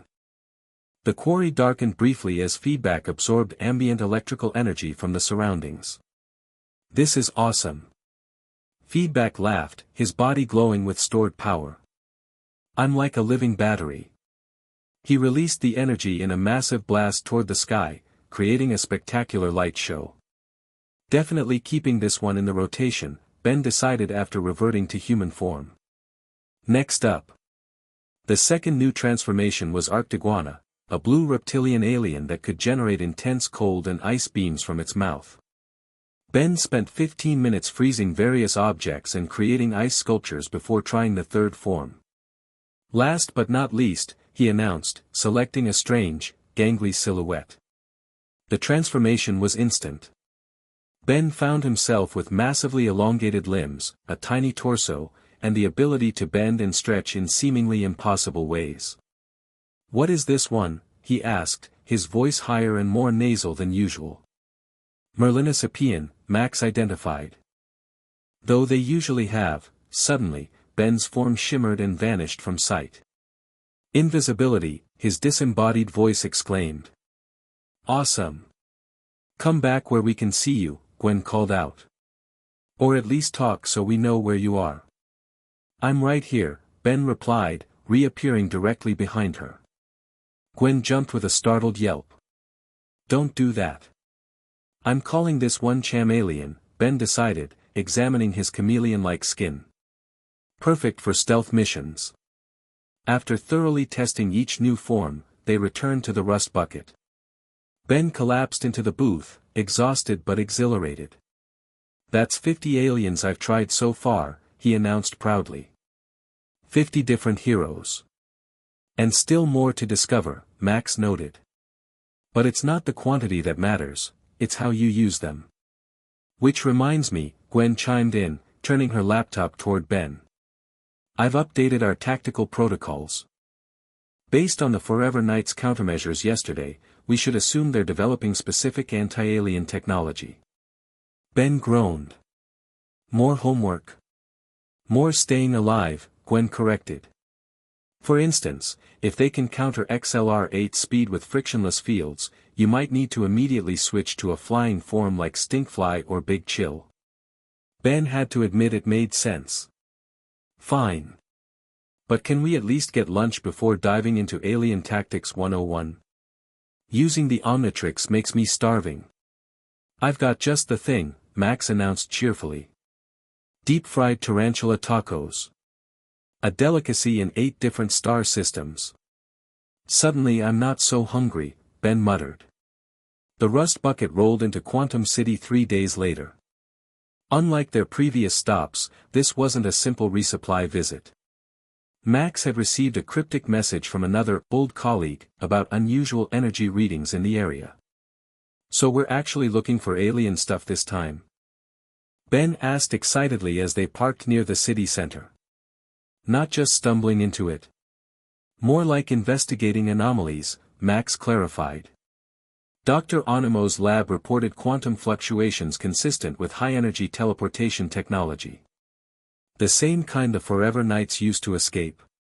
Gwen asked. Max nodded grimly. Similar, but more powerful. Could be they've established a base here. Then let's go kick some night butt. Ben reached for the Omnitrix, but Max caught his wrist. Reconnaissance first. We need to know what we're dealing with before charging in. They split up to cover more ground, Max checking with scientific contacts, Gwen researching local anomalies online, and Ben, after promising not to go hero unnecessarily, exploring the area around the laboratory complex. The Quantum City Research Park sprawled across several blocks, with various tech companies and research facilities housed in sleek, modern buildings. Ben wandered through the public areas, looking for anything suspicious while pretending to be an ordinary kid playing a handheld game. He was about to give up when he noticed a teenager sitting alone on a bench, watching the main laboratory entrance with unusual intensity. The boy looked about 15, with dark hair and a perpetual scowl. Something about his focused observation seemed out of place among the casual visitors. Ben casually sat on a nearby bench, continuing his game while keeping the teen in his peripheral vision. When a security guard passed by, the older boy tensed visibly, turning his face away. Interesting. Ben shifted positions to get a better view. The teen wore a plain black t-shirt and jeans, but what caught Ben's attention was a strange metal device strapped to his wrist, not unlike the Omnitrix in its bulkiness, if not its design. Ben's curiosity got the better of him. He put away his game and approached directly. Cool watch, he said, gesturing to the device. The teen's head snapped up, dark eyes narrowing suspiciously. What do you want, kid? Nothing, Ben shrugged, holding up his own wrist to show the Omnitrix. Just noticed we have similar taste in weird wrist accessories. The boy's expression changed instantly, shifting from hostility to intense interest. Where'd you get that? It's a long story involving a shooting star that wasn't actually a star, Ben replied carefully. I'm Ben, by the way. The teen seemed to debate with himself before responding. Kevin. And this isn't a watch. He held up his wrist, showing what looked like a crude energy absorption device. It's something I built. You built that? Ben asked, genuinely impressed. What does it do? Kevin smirked. Helps me borrow power when I need it. He glanced around, then lowered his voice. You're not from around here, are you? Ben shook his head. Road trip with my grandpa and cousin. You live in Quantum City? I don't really live anywhere specific, Kevin replied evasively. I go where things get interesting. His gaze fixed on the Omnitrix again. And that looks plenty interesting. Something in Kevin's tone set off warning bells in Ben's head, but his curiosity outweighed his caution. Here was someone near his age who seemed to understand strange technology and wasn't freaking out about the Omnitrix. It's definitely interesting, Ben admitted. Does more than tell time, that's for sure. Kevin's smile turned calculating. Yeah. Like what? Before Ben could decide how much to reveal, a commotion erupted from the main laboratory building. Alarms blared as security guards rushed toward the entrance. Unauthorized access in the quantum containment wing, announced an automated voice over the public address system. All personnel evacuate immediately. Kevin stood abruptly. That's my cue to leave. Wait, Ben caught his arm. Do you know what's happening? Kevin hesitated, then grinned recklessly. Maybe. Want to find out?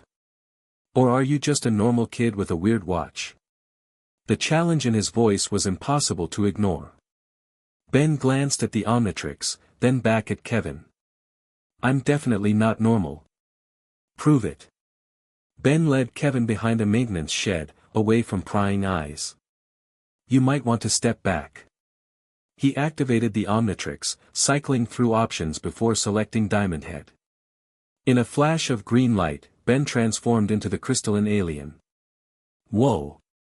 Kevin's eyes widened, genuine amazement replacing his usual scowl. That's awesome. You can turn into aliens. Diamond Head nodded. This is just one of them. I've got dozens. Dozens? Kevin circled him, examining the crystalline body with fascination. And they all have different powers. Yep. This one's Diamond Head. Super strong, can generate and control crystals, basically indestructible. Can you change into others? Right now? Kevin asked eagerly. Diamond Head tapped the Omnitrix symbol on his chest, reverting to Ben. Sure, but it takes energy. Too many quick changes and it needs to recharge. Kevin stared at the Omnitrix with naked desire. Where did you get it? Can anyone use it? It's kind of attached to me, Ben explained, suddenly feeling protective of the device. Bonded to my DNA or something. Kevin's expression flickered with disappointment before returning to enthusiasm. Still, that's the coolest thing I've ever seen. You could do anything with powers like that. I mostly stop bad guys, Ben said proudly. Like those Forever Knights trying to steal tech from places like this. At the mention of the Knights, Kevin's demeanor changed subtly. Those medieval freaks. Yeah, they've been sniffing around here for weeks. You've seen them? Ben asked sharply. Kevin nodded. They're after the quantum accelerator core. Supposedly it can power their fancy teleportation network. How do you know that? Kevin shrugged. I hear things. People don't notice kids hanging around. He glanced back toward the laboratory. Sounds like they might be making their move now. Ben was torn. He should contact Grandpa Max immediately, but here was a chance to catch the Knights red-handed. Kevin sensed his indecision. Hey, with your powers, we could stop them ourselves. Imagine the look on their faces when they run into a kid who can turn into aliens. The prospect was tempting. Too tempting. Alright, Ben decided. But we scope it out first. No charging in blindly. Sure thing, boss, Kevin agreed with a smirk. Lead the way. They slipped into the laboratory through a service entrance that Kevin happened to know about. Ben transformed into Ghost Freak to avoid detection, while Kevin demonstrated his own unusual ability, absorbing electrical energy from a junction box to enhance his strength and speed. You have powers too?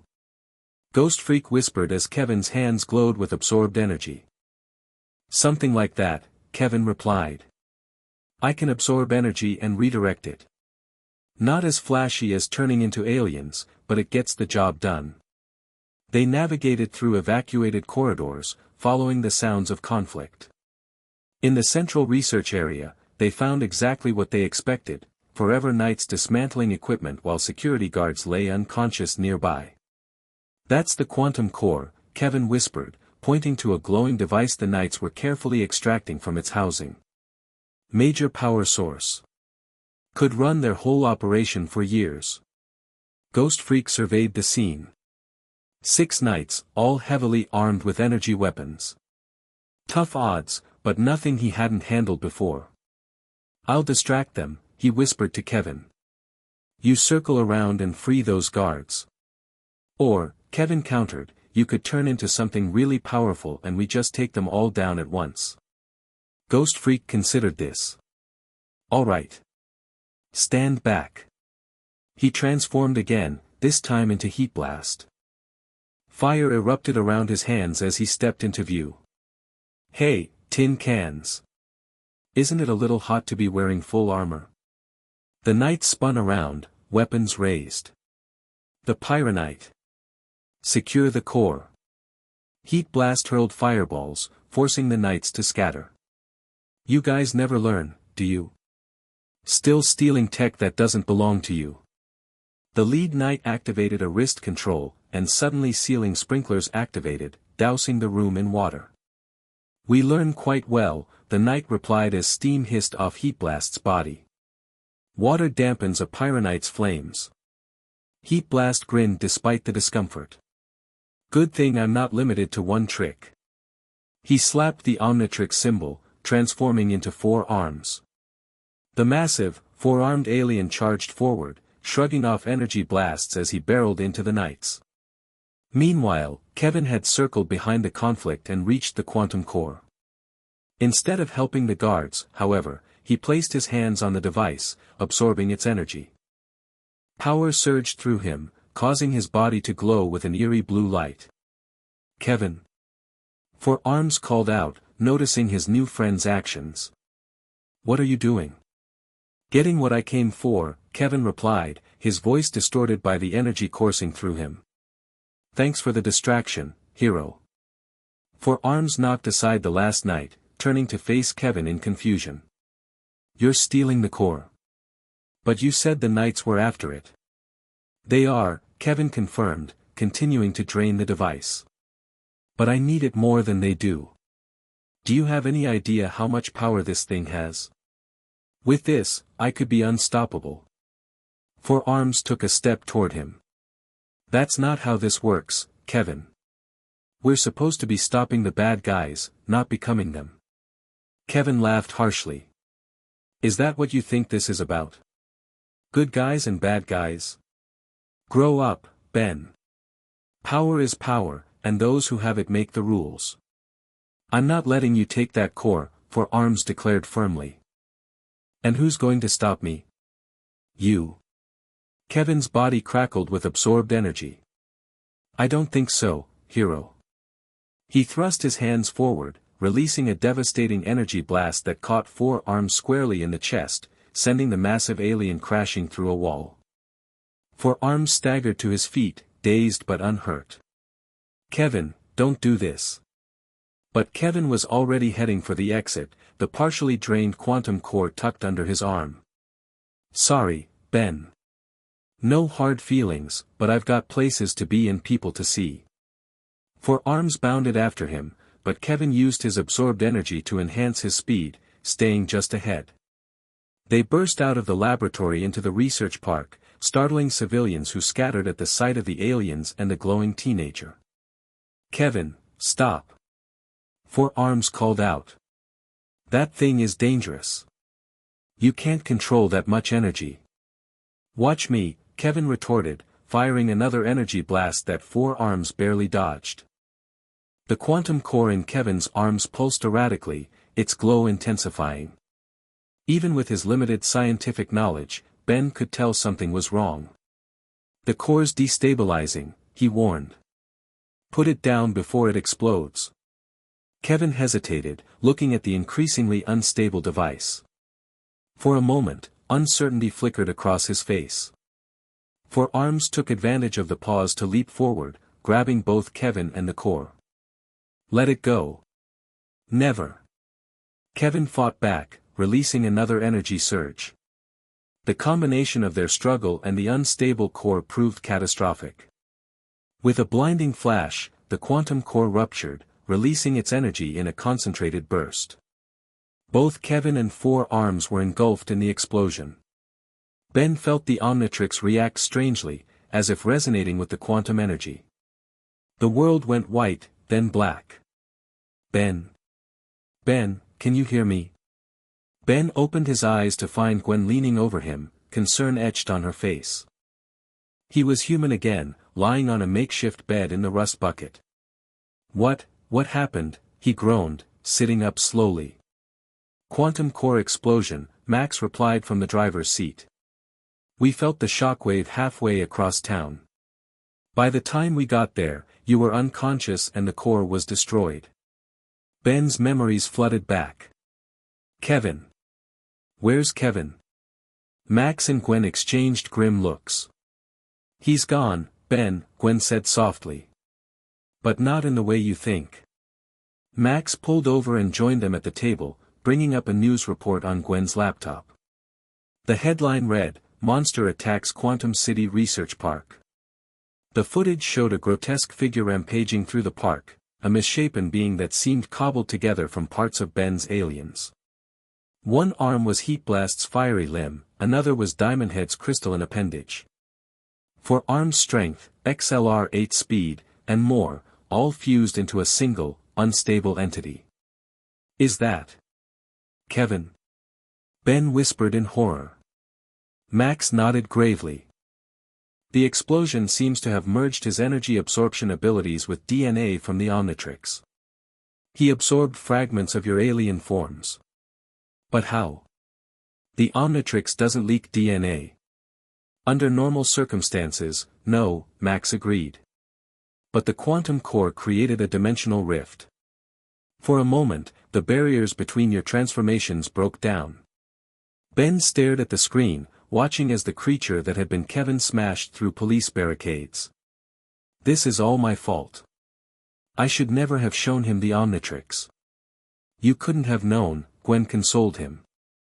Kevin made his own choices. Where is he now? Ben asked. Disappeared into the subway system, Max replied. Authorities lost track of him about 2 hours ago. Ben swung his legs off the bed, wincing at lingering pain. We have to find him. Help him if we can. Ben, Max said gently, Kevin may not want our help. What he's become, it might not be reversible. I have to try, Ben insisted. I'm responsible for what happened to him. Max considered this, then nodded slowly. All right. But we approach this carefully. If Kevin has absorbed powers from your aliens, he's potentially more dangerous than any single form you can become. Ben looked down at the Omnitrix, noticing it had entered recharge mode. The face glowed red instead of its usual green. The watch got fried in the explosion. It'll need time to reset.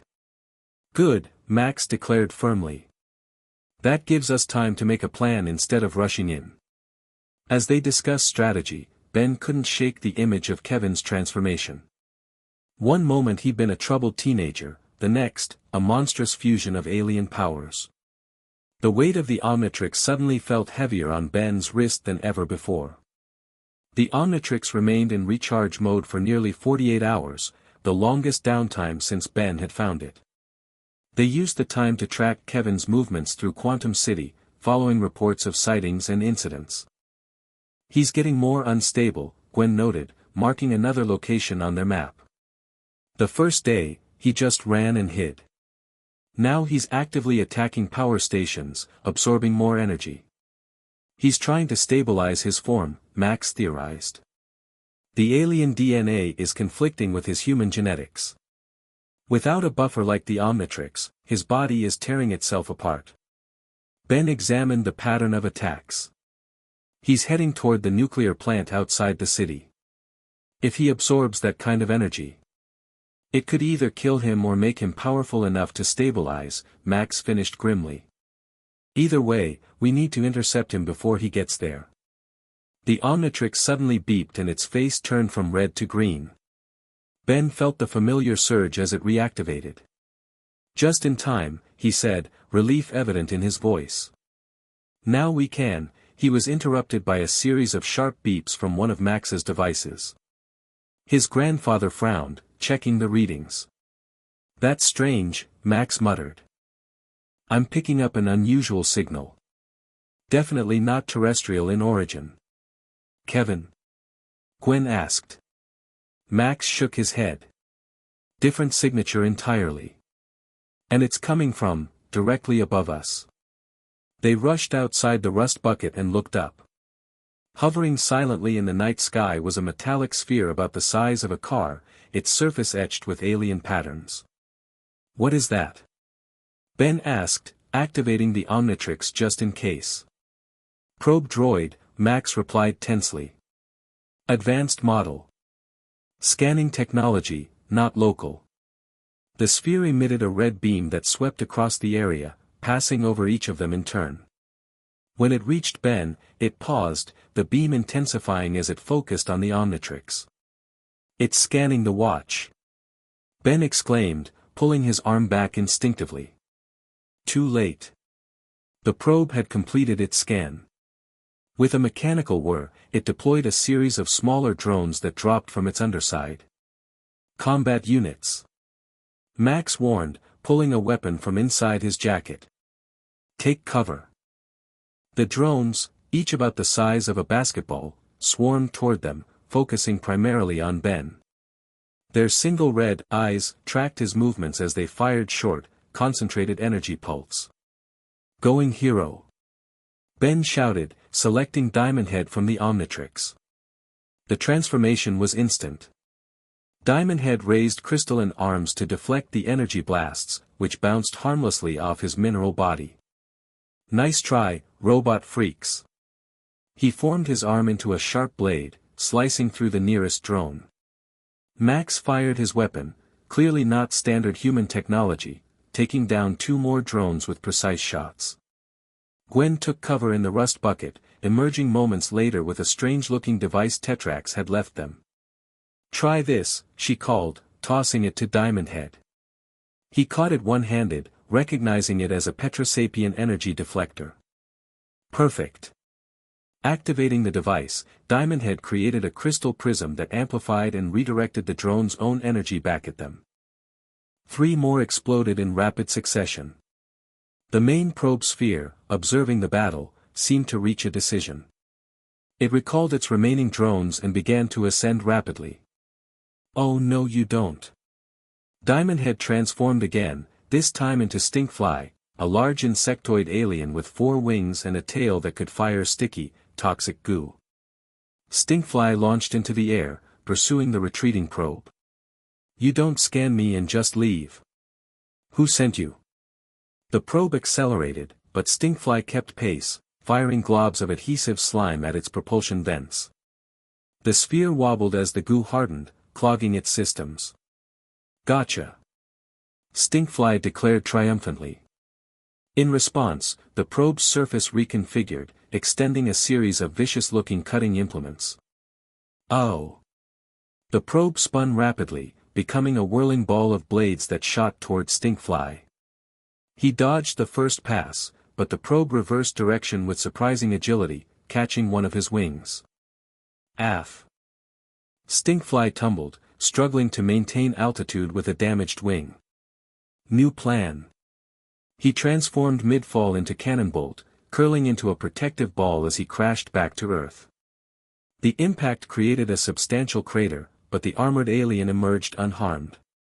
The probe circled overhead, its scanning beam sweeping across Cannonbolt repeatedly, as if cataloging the new form.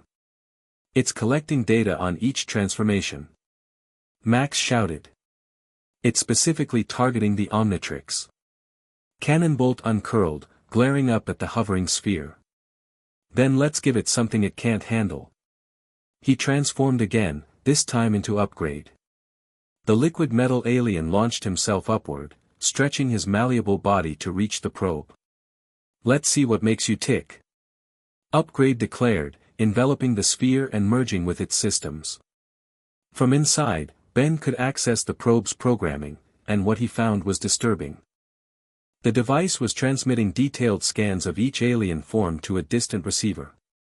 Embedded in its core was an emblem Ben didn't recognize, a stylized mask-like symbol that seemed vaguely skull-shaped. "Time to shut you down permanently," Upgrade announced, infiltrating the probe's core systems. The sphere fought back, its internal defenses activating to repel the invasion. Electrical surges pulsed through its systems, forcing Upgrade to detach and revert to human form. Ben fell several feet before XLR-8 replaced his human body, allowing him to race safely back to Earth at super speed. "The probe has some serious firewall systems," he reported to Max and Gwen after reverting again. "I couldn't shut it down completely, but I damaged its transmitter." As if to confirm this, the sphere sparked and wobbled in the air before emitting a high-pitched whine. Its surface glowed bright red, becoming increasingly unstable. "It's going to self-destruct," Max realized. "Everyone back." They retreated to a safe distance as the probe imploded with a sharp crack, leaving behind nothing but a fine metallic dust that drifted down like snow. "What was that thing?" Gwen asked once the danger had passed. Max's expression was grave. "Trouble. Big trouble. You know who sent it, don't you?" Ben pressed. Max hesitated, then nodded slowly. "I have a strong suspicion." That emblem, I've seen it before, a long time ago. It belongs to Vilgax. Vilgax? Ben repeated. Who's that? The worst of the worst, Max replied grimly. A conquering warlord from the Chimera Sui Generis system. He's laid waste to entire planets in his quest for power. And he's after the Omnitrix? Gwen asked, her voice small. It would appear so, Max confirmed. That probe was assessing Ben's capabilities, sending data back to its master. Ben looked down at the Omnitrix with new understanding. So it's not just random aliens or the Forever Knights anymore. This Vilgax guy is coming for the watch. Most likely, Max agreed. Which makes finding and dealing with Kevin even more urgent. We can't be fighting on multiple fronts when Vilgax makes his move. Ben nodded, his earlier carefree attitude replaced by determination. Then let's go get Kevin before things get worse. They tracked Kevin to an abandoned subway station beneath Quantum City's industrial district. Ben descended alone, transformed as Wildmutt to use the alien's enhanced senses to locate his mutated friend without being detected. The bestial alien padded silently through darkened tunnels, sniffing the air for Kevin's distinctive scent, now a bizarre mixture of human and various alien biologies. Wildmutt's sensory pits detected heat signatures ahead, guiding him toward a converted maintenance area where dim light flickered. Kevin had created a makeshift lair, surrounding himself with stolen electronic equipment and power cells. Wildmutt observed from the shadows as the mutated teenager worked feverishly to connect cables to his mismatched body. Kevin had changed even more since their last encounter. His body now incorporated aspects of 10 different aliens, his human form barely visible beneath the chaotic combination of powers. One arm ended in Heatblast's flaming appendage, the other in Diamondhead's crystals. His legs were a combination of XLR-8's velocity-adapted limbs and four-arm strength. Wildmutt's sensory pits adorned his shoulders, while Stinkfly's wings protruded from his back. The sight was both fascinating and horrifying. Kevin was neither fully human nor properly alien, caught between worlds and forms without the Omnitrix's stabilizing influence. Wildmutt stepped forward, deliberately making noise to announce his presence. Kevin's head snapped up, multiple eyes focusing on the intruder. I know it's you, Tennyson, Kevin growled, his voice distorted and multi-toned. I can smell you too. Wildmutt slapped the Omnitrix symbol, transforming back to Ben. Hey Kevin. Come to finish me off. Kevin's mismatched face twisted into what might have been a smile. Or maybe recruit me for your little hero team. I came to help you, Ben replied simply. This isn't what either of us wanted. Kevin laughed bitterly. Speak for yourself. Do you have any idea how much power I have now? I've got 10 of your aliens in one body. And it's killing you, Ben observed, noting how Kevin's body fluctuated, different alien aspects fighting for dominance. Your human DNA can't handle the strain without something like the Omnitrix to regulate it. I just need more power, Kevin insisted, gesturing to his equipment. Once I absorb enough energy, I can stabilize permanently. Become something new. Something better. Or you could let us help you, Ben countered. My grandpa knows people, aliens, who understand this kind of technology. They might be able to separate the alien DNA from your human body. Kevin's expression hardened. And go back to being regular old Kevin Levin. The freak who can only absorb energy. No thanks. Being human isn't so bad, Ben said quietly. I turn back into regular Ben Tennyson every time the Omnitrix times out. That's the difference between us, Kevin replied, taking a threatening step forward. You're playing with these powers. I'm embracing them. Making them part of me forever. Ben stood his ground. And what happens when the alien DNA completely overwrites your human side? When there's nothing left of Kevin? A flicker of uncertainty crossed Kevin's mutated features. That won't happen. I'm in control. Are you? Ben challenged. Because from where I'm standing, it looks like those alien forms are tearing you apart from the inside. Kevin roared in frustration, his heat blast arm flaring dramatically. Shut up. You don't know what you're talking about. I know the Omnitrix better than anyone, Ben replied calmly. And what you've done, absorbing DNA without a regulator, it's not sustainable. You need help, Kevin. For a moment, something vulnerable showed through Kevin's monstrous appearance. The scared teenager beneath the alien exterior. But it vanished quickly, replaced by rage. I don't need your help, he snarled. I need you gone. You and your precious Omnitrix.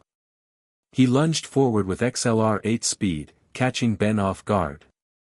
Before Ben could activate the Omnitrix, Kevin had him pinned against the wall, his diamond head arm formed into a deadly spike pressed against Ben's throat. I could take the Omnitrix right now, Kevin hissed. Cut your arm off and figure out how to make it work for me. Ben struggled but couldn't break free. The Omnitrix is bonded to my DNA. It won't work for anyone else. Maybe, Kevin conceded. Or maybe I just need to absorb you too.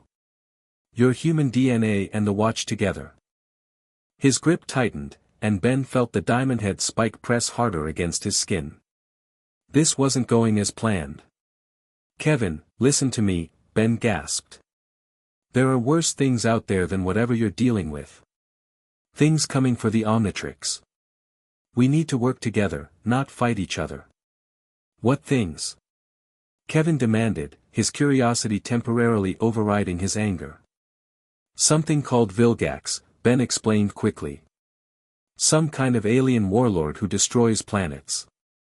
He's tracking the Omnitrix, sending probes to Earth. It's only a matter of time before he comes himself. Kevin hesitated, his multiple eyes blinking asynchronously. Why should I care about your problems? Because Earth is your home too, Ben replied. And because with your current condition, you're broadcasting alien energy signatures just like the Omnitrix. If Vilgax comes looking, he'll find both of us. This gave Kevin pause. He released Ben, stepping back to consider this new information. So you're saying we have a common enemy? Potentially, yes, Ben confirmed, rubbing his throat. And the Forever Knights are still out there too, collecting alien tech and DNA samples. You think they wouldn't love to get their hands on you now? Kevin looked down at his mismatched body, then back at Ben. What exactly are you proposing? Come with us, Ben offered. Let my grandpa contact his alien connections. See if there's a way to stabilize your condition or reverse it. In the meantime, we work together against these other threats. Kevin seemed to consider this, actually consider it, when a distant explosion rocked the tunnel. Dust and debris rained from the ceiling. What was that? Kevin demanded. Ben's plumber communicator, a device Max had given him after the probe attack, crackled to life. Gwen's panicked voice came through, Ben. More probes. Dozens of them. They've tracked you to the tunnels.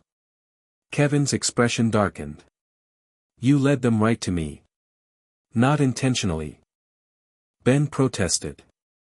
They must be tracking the Omnitrix's energy signature, and yours too, probably. Another explosion, closer this time. Kevin grabbed his equipment, absorbing a final burst of energy from the power cells. This partnership was over before it started, Tennyson. Kevin, wait. Ben activated the Omnitrix, transforming into XLR-8. We need to stick together. I work alone, Kevin replied coldly. Always have, always will. He smashed through a tunnel wall, creating his own exit route. See you around, hero. If you survive. XLR-8 wanted to pursue, but the sound of mechanical whirring from the main tunnel indicated the probes had arrived. He faced the approaching threat, knowing Kevin would have to wait. The probes that entered were different from the reconnaissance unit they'd encountered earlier, sleeker, deadlier, clearly designed for combat rather than observation. Great, upgraded models, XLR-8 muttered. Just what we needed. The lead probe fired a specialized net that expanded as it flew, its threads glowing with energy-dampening technology. XLR-8 dodged at super speed, watching as the net dissolved part of the wall it hit instead. Definitely not friendly. He raced around the chamber, using his speed to confuse the probe's targeting systems. More nets fired, more near misses. XLR-8 realized he needed a different approach. Slapping the Omnitrix symbol, he transformed into Diamond Head. Let's see how you like a taste of your own medicine. He generated crystal shards and hurled them at the probes, penetrating their metallic shells. 2 exploded immediately, but the others adapted, their surfaces hardening against the crystalline projectiles. Learning on the fly, huh? How about this? Another transformation, an upgrade took Diamond Head's place. The liquid metal alien flowed toward the nearest probe, attempting to merge with and override its systems as he had with the previous unit. This time, however, the probe was prepared. It generated an electromagnetic pulse that repelled Upgrade's technorganic body, preventing the merger. Okay, that's new, Upgrade admitted, reforming a few feet away. Time for a different approach. He transformed again, becoming Heat Blast. Intense flames surrounded his body as he launched a concentrated fire blast at the probe cluster. The heat melted through their outer shells, causing several to explode in chain reaction. The remaining probes retreated to regroup, giving Heat Blast a moment to contact Gwen and Max. I'm holding them off, but there's too many. Kevin bailed, big surprise. We're coming to you, Max replied tersely. Just hang on. Heat Blast turned as the probes returned, now moving in a coordinated attack pattern. Easy for you to say, he muttered.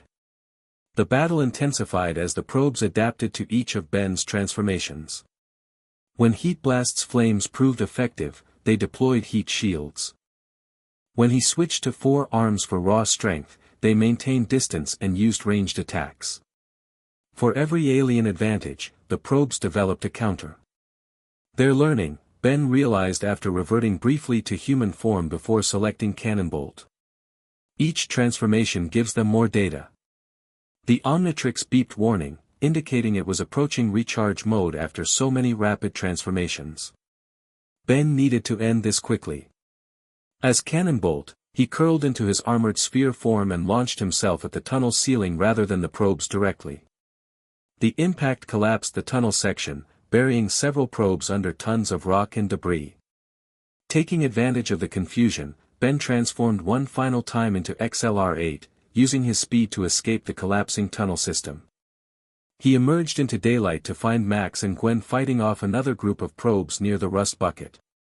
Max wielded what was definitely an alien blaster, picking off probes with practiced precision.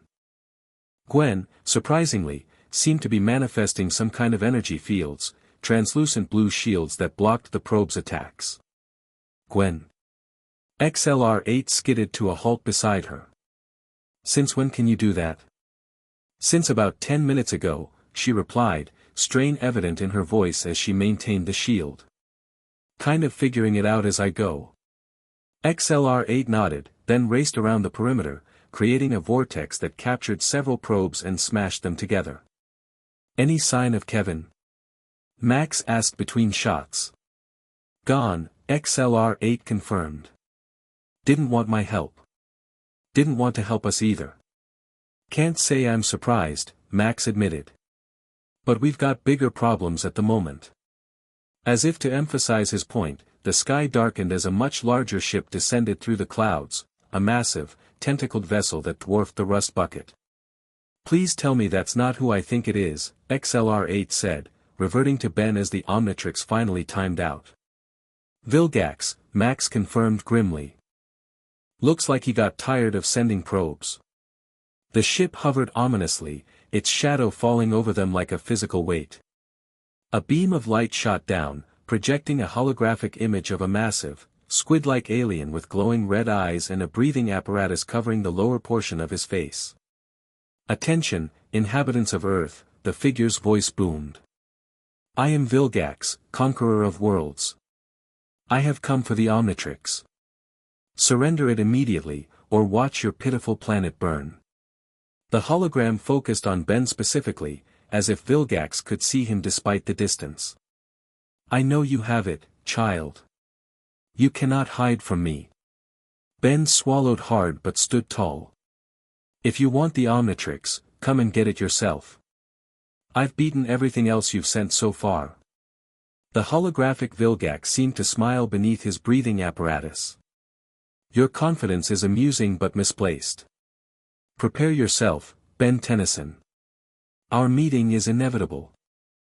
The hologram vanished, and the ship ascended back into the clouds, leaving behind an eerie silence. He knows my name, Ben whispered, shock setting in. How does he know my name? The probes, Max theorized. They've been gathering intelligence, not just scanning the Omnitrix. What do we do?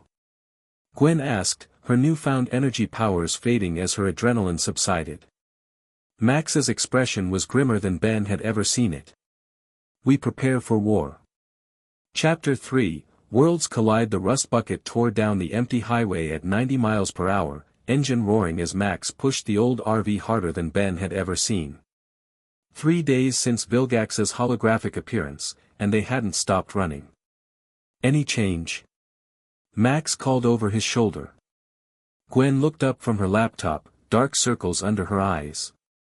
Satellite feeds show Vilgax's ship still in high orbit. No movement since yesterday.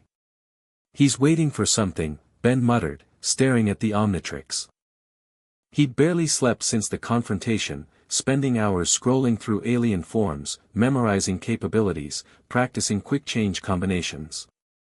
Or someone, Max replied grimly. We need to get to Mount Rushmore before he makes his move. Ben looked up. Mount Rushmore? What's there? Old Plumber Base, Max explained, eyes fixed on the road. One of the most secure facilities on Earth. If we're going to have any chance against Vilgax, we need proper equipment. The RV crested a hill, revealing the sprawling plains of South Dakota stretching before them. Normally, Ben would have been excited about seeing the famous monument. Now, it represented their last hope. How much longer? He asked. 2 hours if we don't stop, Max replied, checking the fuel gauge. We'll make it, barely. Ben nodded, then returned to studying his aliens. The Omnitrix had been acting strange since the probe attack, occasionally glitching and showing alien combinations he'd never seen before. New forms appeared in the rotation, some so bizarre he couldn't even guess at their abilities. Hey Grandpa, he called out after a while. The watch is doing something weird again. Max glanced back. What kind of weird? It keeps showing me this alien I've never used. Ben twisted the dial, revealing a humanoid silhouette with a flaming head. Not heat blast. Something else. Max's knuckles whitened on the steering wheel. Alien X. You know this one? Ben asked, surprised. By reputation only, Max replied tensely. Celestialsapian. The most powerful species in the known universe. And the most dangerous form in that watch. Dangerous how? Ben's finger hovered over the dial. More dangerous than Vilgax. Celestial sapiens can alter reality itself, Max explained. Rewrite the fundamental laws of existence. Create or destroy galaxies with a thought. But they're paralyzed by eternal debate between multiple personalities. If you transformed into one without knowing how to control it, you might be frozen forever, unable to change back. Ben quickly turned the dial away from the mysterious alien. Okay, definitely saving that one for emergencies only. If ever, Max emphasized. Some powers aren't meant to be used casually. The conversation lapsed into tense silence, broken only by the rumble of the rust bucket's engine and Gwen's fingers tapping on her keyboard. Ben noticed his cousin periodically closing her eyes, concentrating until her fingertips glowed with faint blue energy. Any progress? He asked quietly, nodding toward her hands. Gwen opened her eyes, the glow fading. Some. I can make small shields now without totally freaking out. Still no idea where these powers came from. Guess we both got upgrades this summer, Ben offered with a half smile. You're like a superhero sidekick now. Partner, she corrected firmly. Sidekicks don't save their cousins from killer alien probes. Fair enough, Ben conceded. Max cleared his throat. About those powers, Gwen, there's something you should know. Something I should have told both of you earlier. The cousins exchanged curious glances. Your grandmother, Verdona, Max continued, his voice softening. She wasn't exactly human. What? Ben and Gwen exclaimed simultaneously. She was an Anodite, an energy being from a planet called Anodyne.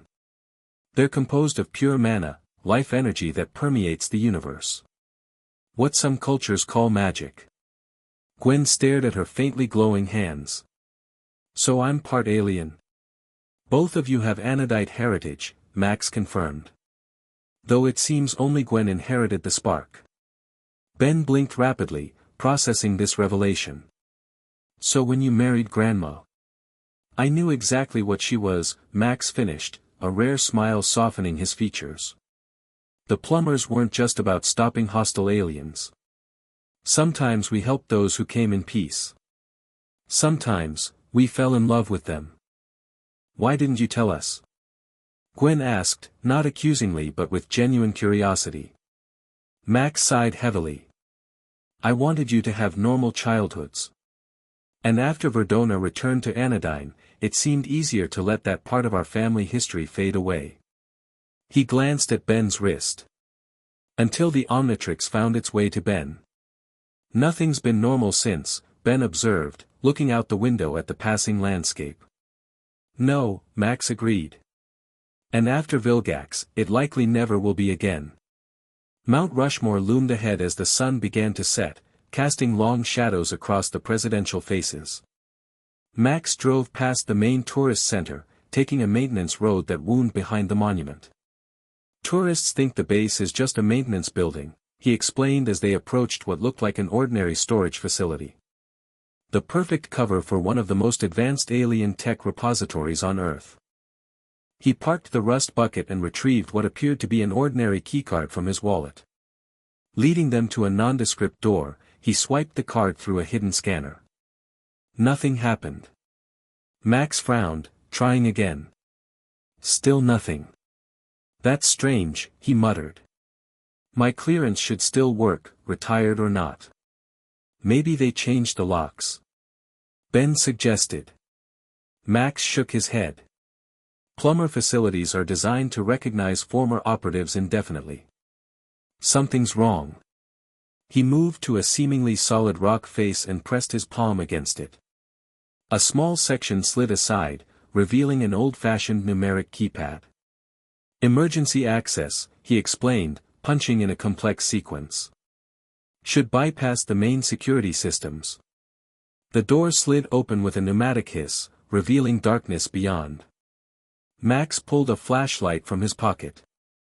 Power's out, he observed, concern deepening the lines on his face.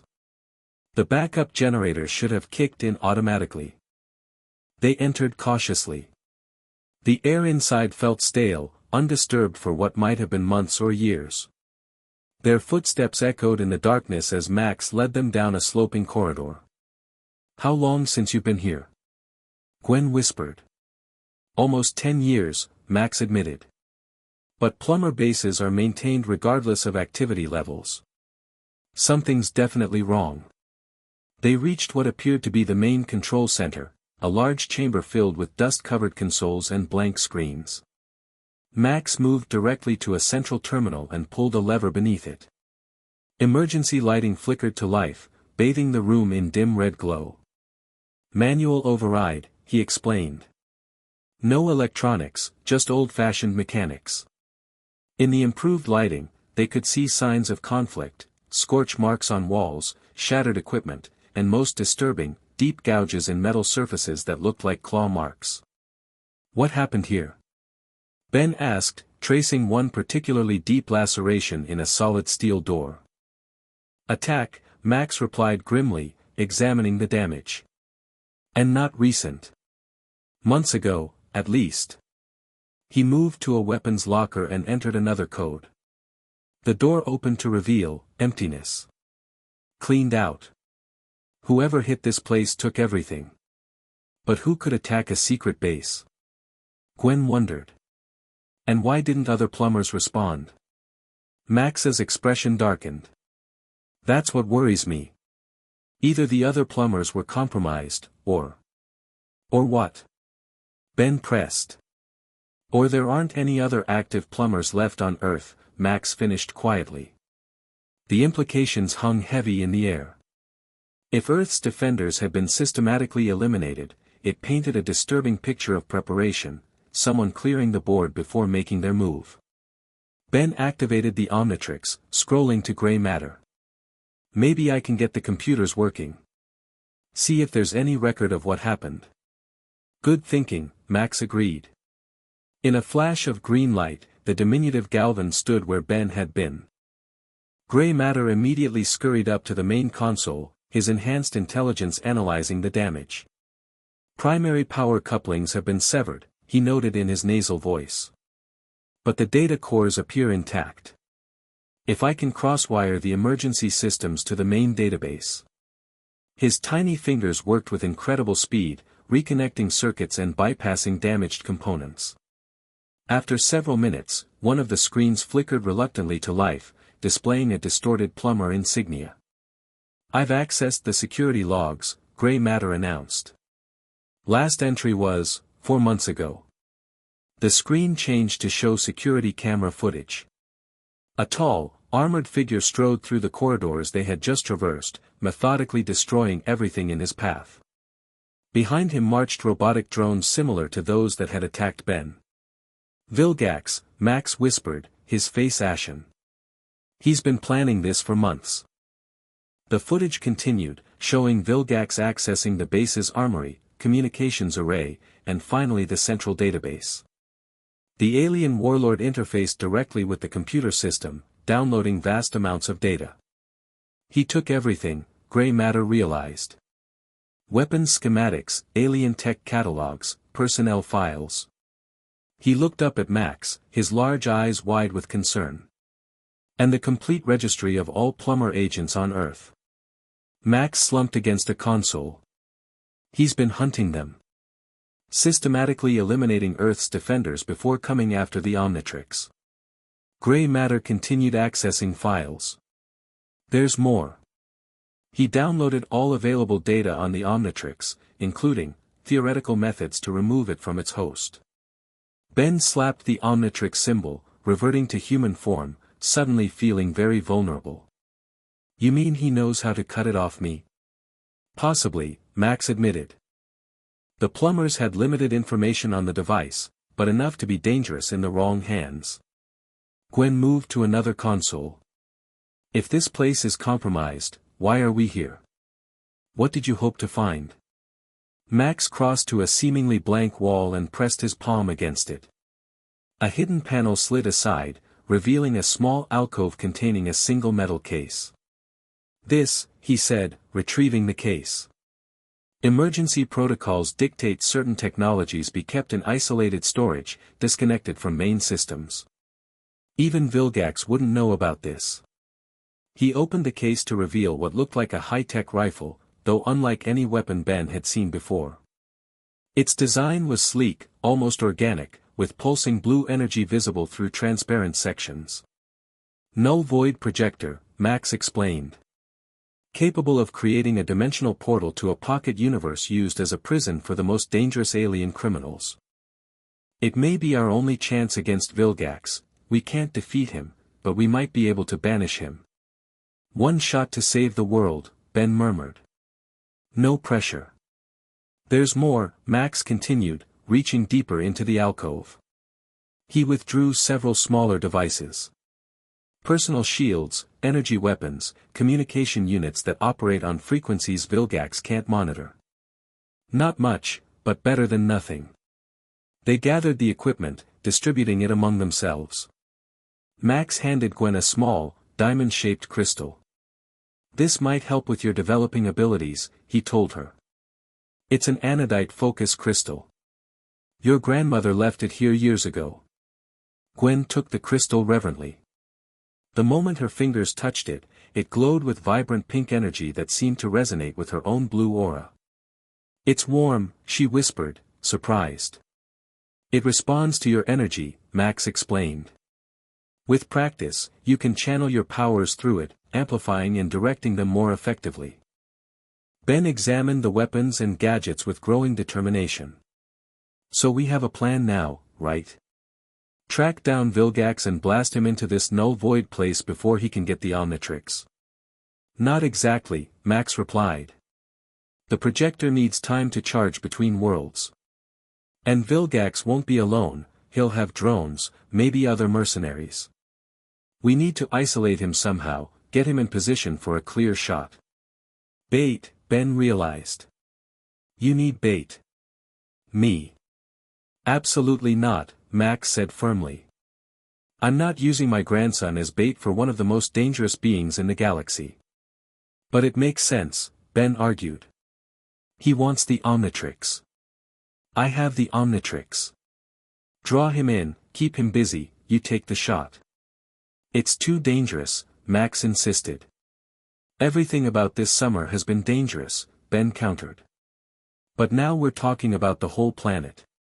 Mom, Dad, everyone, they're all counting on us, whether they know it or not. Max looked at Ben, really looked at him, as if seeing him clearly for the first time. The boy who had found the Omnitrix at the beginning of summer was gone. In his place stood someone different, still young, still learning, but with a growing understanding of responsibility that transcended his years. We do this together, Max finally said. As a team. No one plays hero alone. Ben nodded, accepting the compromise. So how do we find Vilgax before he finds us? We don't, came a voice from the doorway. He's already here. They spun around to find Kevin Levin standing at the entrance, his mutated body now even more unstable than before. Patches of his human form showed through the alien amalgamation, as if his body couldn't decide which genetics to express. Kevin! Ben exclaimed. How did you find us? Followed the Omnitrix's energy signature, Kevin replied, leaning against the doorframe. Same way Vilgax is tracking you. His ship entered the atmosphere 20 minutes ago. Heading this direction.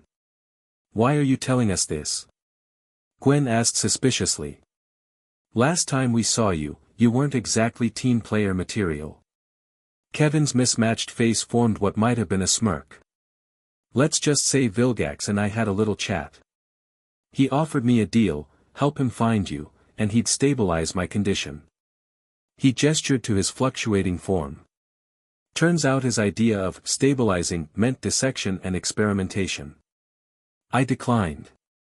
So you're warning us? Ben asked. Or joining us? Kevin shrugged, wincing as the motion caused one of his alien appendages to shift unnaturally. Call it enlightened self-interest. Vilgax gets the Omnitrix, Earth becomes his next conquered planet. I happen to like this rock, messed up as it is. Max studied Kevin intently before nodding. We could use the help. How long do we have? Minutes, Kevin replied. Maybe less. His ship is right behind me. As if on cue, a distant rumble shook the facility, dust raining from the ceiling. Feels like more than minutes, Gwen observed dryly. Move, Max ordered, grabbing the null void projector. We need to reach the surface. The projector won't work through this much rock. They raced back through the corridors, Kevin moving surprisingly quickly despite his unstable form. The facility continued to shake around them, more violently with each passing moment. He's using a tunneling beam. Max shouted as they ran. Cutting right through the mountain. They reached the entrance just as the ceiling behind them collapsed. Daylight streamed through a massive hole torn in the side of Mount Rushmore, illuminating the dust-filled air. Hovering in that newly created opening was Vilgax's massive ship, its weapons systems glowing with charged energy. Out. Now. Max pushed everyone through the door as energy blasts began to pepper the ground around them. They scrambled toward the rust bucket, ducking behind it as the barrage intensified. Max checked the null void projector, which pulsed with gathering energy. Not fully charged, he muttered. Needs another few minutes. We don't have minutes, Kevin pointed out as a section of the rust bucket's roof melted away from a direct hit. Ben activated the Omnitrix. Then I'll buy us some time. Going hero. He transformed into Diamond Head, his crystalline body better able to withstand energy weapons. Get that projector working, Grandpa. I'll keep them busy. Before Max could object, Diamond Head sprinted from cover, firing crystal shards at the ship's weapon emplacements. Several turrets exploded, temporarily halting the barrage. Hey, Squid Face, he shouted. You want the Omnitrix? Come and get it. The ship's forward section opened like a massive maw, and a platform extended. Standing upon it was Vilgax himself, nearly 10 feet tall, massively muscled, with tentacles draped from his face like a beard. His red eyes narrowed as he spotted Diamond Head. The famous Ben Tennyson, Vilgax's voice boomed, deeper and more menacing than the hologram had been. Hiding behind alien forms. How predictable. Not hiding, Diamond Head replied, forming his arms into crystal blades. Just warming up. Vilgax leapt from the platform, the ground cracking beneath his feet as he landed. He towered over Diamond Head, his musculature enhanced with cybernetic implants that pulsed with hydraulic power. I have conquered worlds with my bare hands, Vilgax declared. I have brought empires to their knees. Did you truly believe a child with a stolen weapon could stand against me? Diamond Head stood his ground. Wouldn't be the first big ugly alien I've taken down this summer. Vilgax moved with surprising speed for his size, closing the distance between them in an instant. His fist connected with Diamond Head's chest, sending the crystalline alien flying backward into the side of the mountain. The impact left a Ben-shaped crater in solid rock. Okay, Diamond Head groaned, extracting himself from the impression. That hurt. He barely had time to recover before Vilgax was upon him again, this time grabbing him by the throat and lifting him off the ground. Petrosapien, Vilgax observed coldly. Durable, but brittle under the right pressure. His grip tightened, and Diamond Head felt his crystal neck beginning to crack. Desperately, he formed crystal spikes all over his body, forcing Vilgax to release him. The momentary freedom was enough for Ben to slap the Omnitrix symbol, transforming into Heat Blast. Let's turn up the heat. Heat Blast unleashed a massive fire blast directly into Vilgax's face, momentarily blinding the warlord. Vilgax roared in pain and anger, swinging blindly.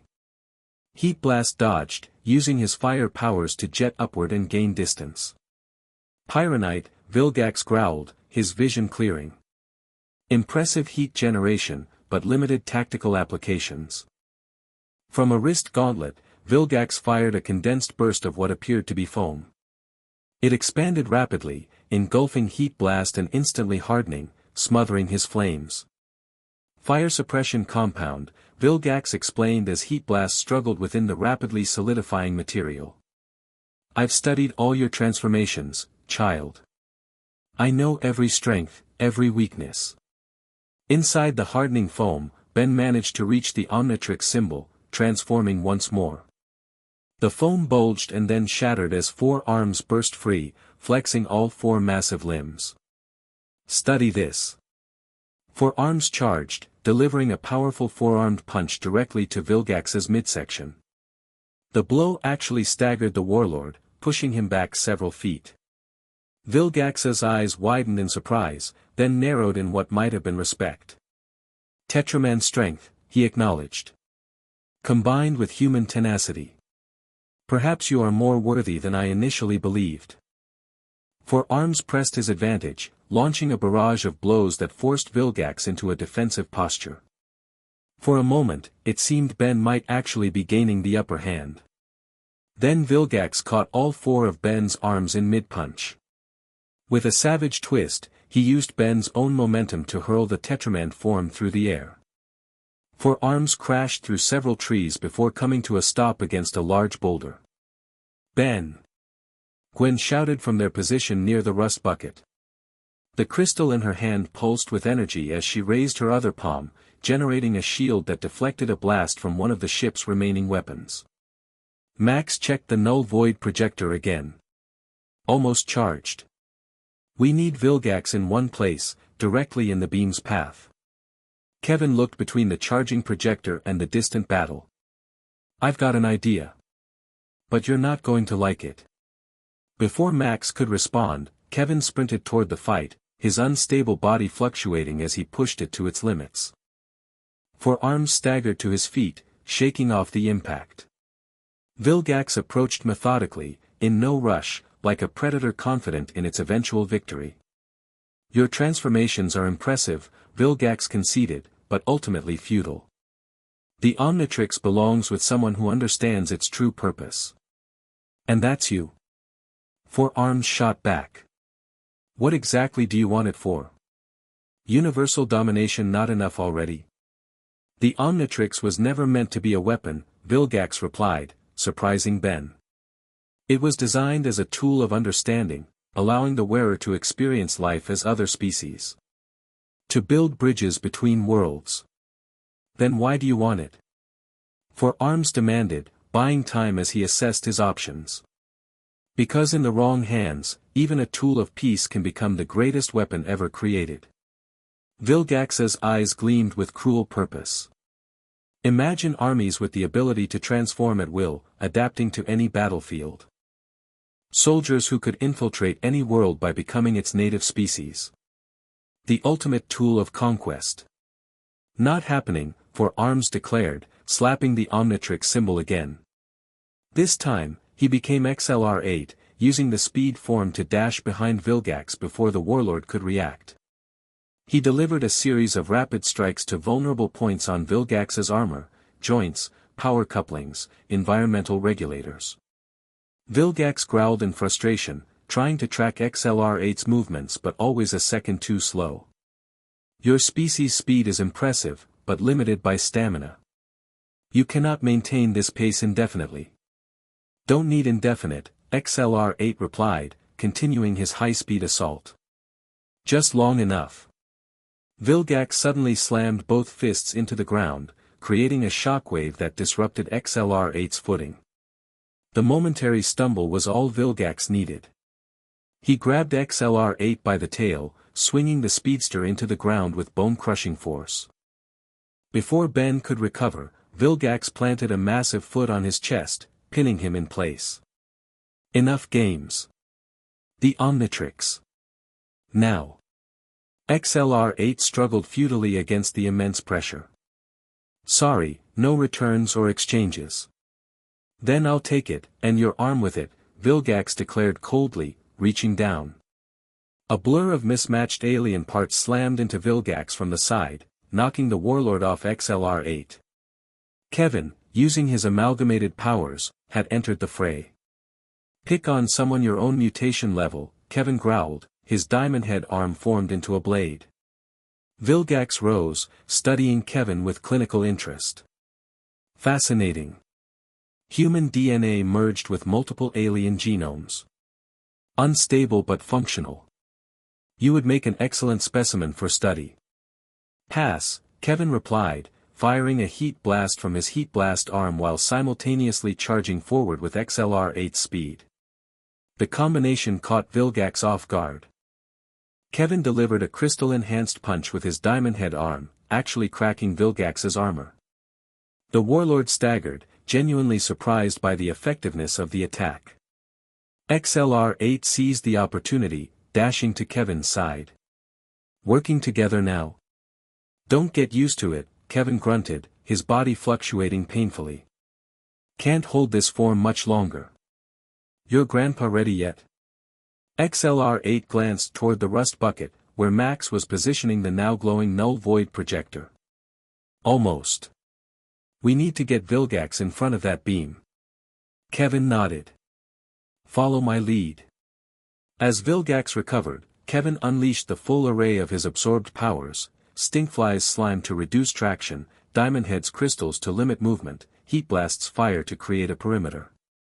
The combination of attacks forced Vilgax to step backward, directly into the target zone. "Now!" Kevin shouted.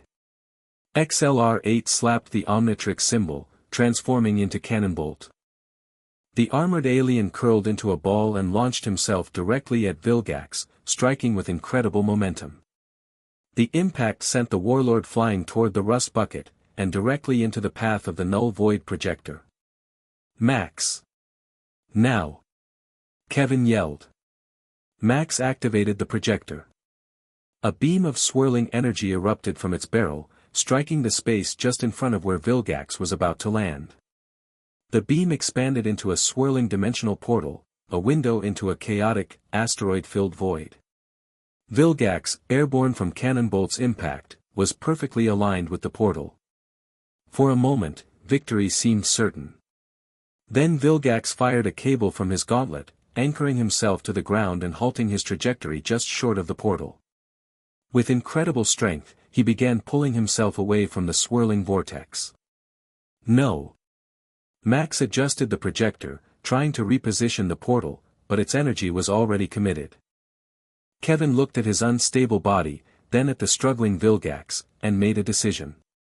"Hey, Tennyson," he called to Cannonbolt. "Tell Gwen she's not so bad, for a total nerd." Before Ben could respond, Kevin charged at Vilgax, tackling the warlord with every ounce of his remaining strength. The momentum carried both of them directly into the null void portal. "Kevin!" Cannonbolt uncurled, reaching futilely toward the portal as Kevin and Vilgax vanished into its depths. The portal collapsed in on itself with a thunderous implosion, leaving behind nothing but disturbed dust and a profound silence. Cannonbolt slapped the Omnitrix symbol, reverting to Ben. He stood staring at the empty space where the portal had been, unable to process what had just happened.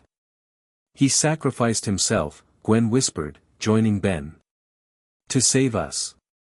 Max lowered the now depleted projector. "To save everyone."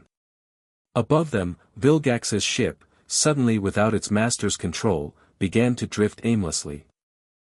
Its weapons systems powered down, and emergency protocols engaged, sending it ascending back toward space. "Is it over?" Ben asked quietly. "Really over?" "For now," Max replied, placing a hand on Ben's shoulder. "Vilgax is trapped in a null void. Without him, his forces will likely retreat." "And Kevin?" Gwen asked. Max's expression was solemn. "Also trapped. The null void is a prison dimension. There's no easy way out."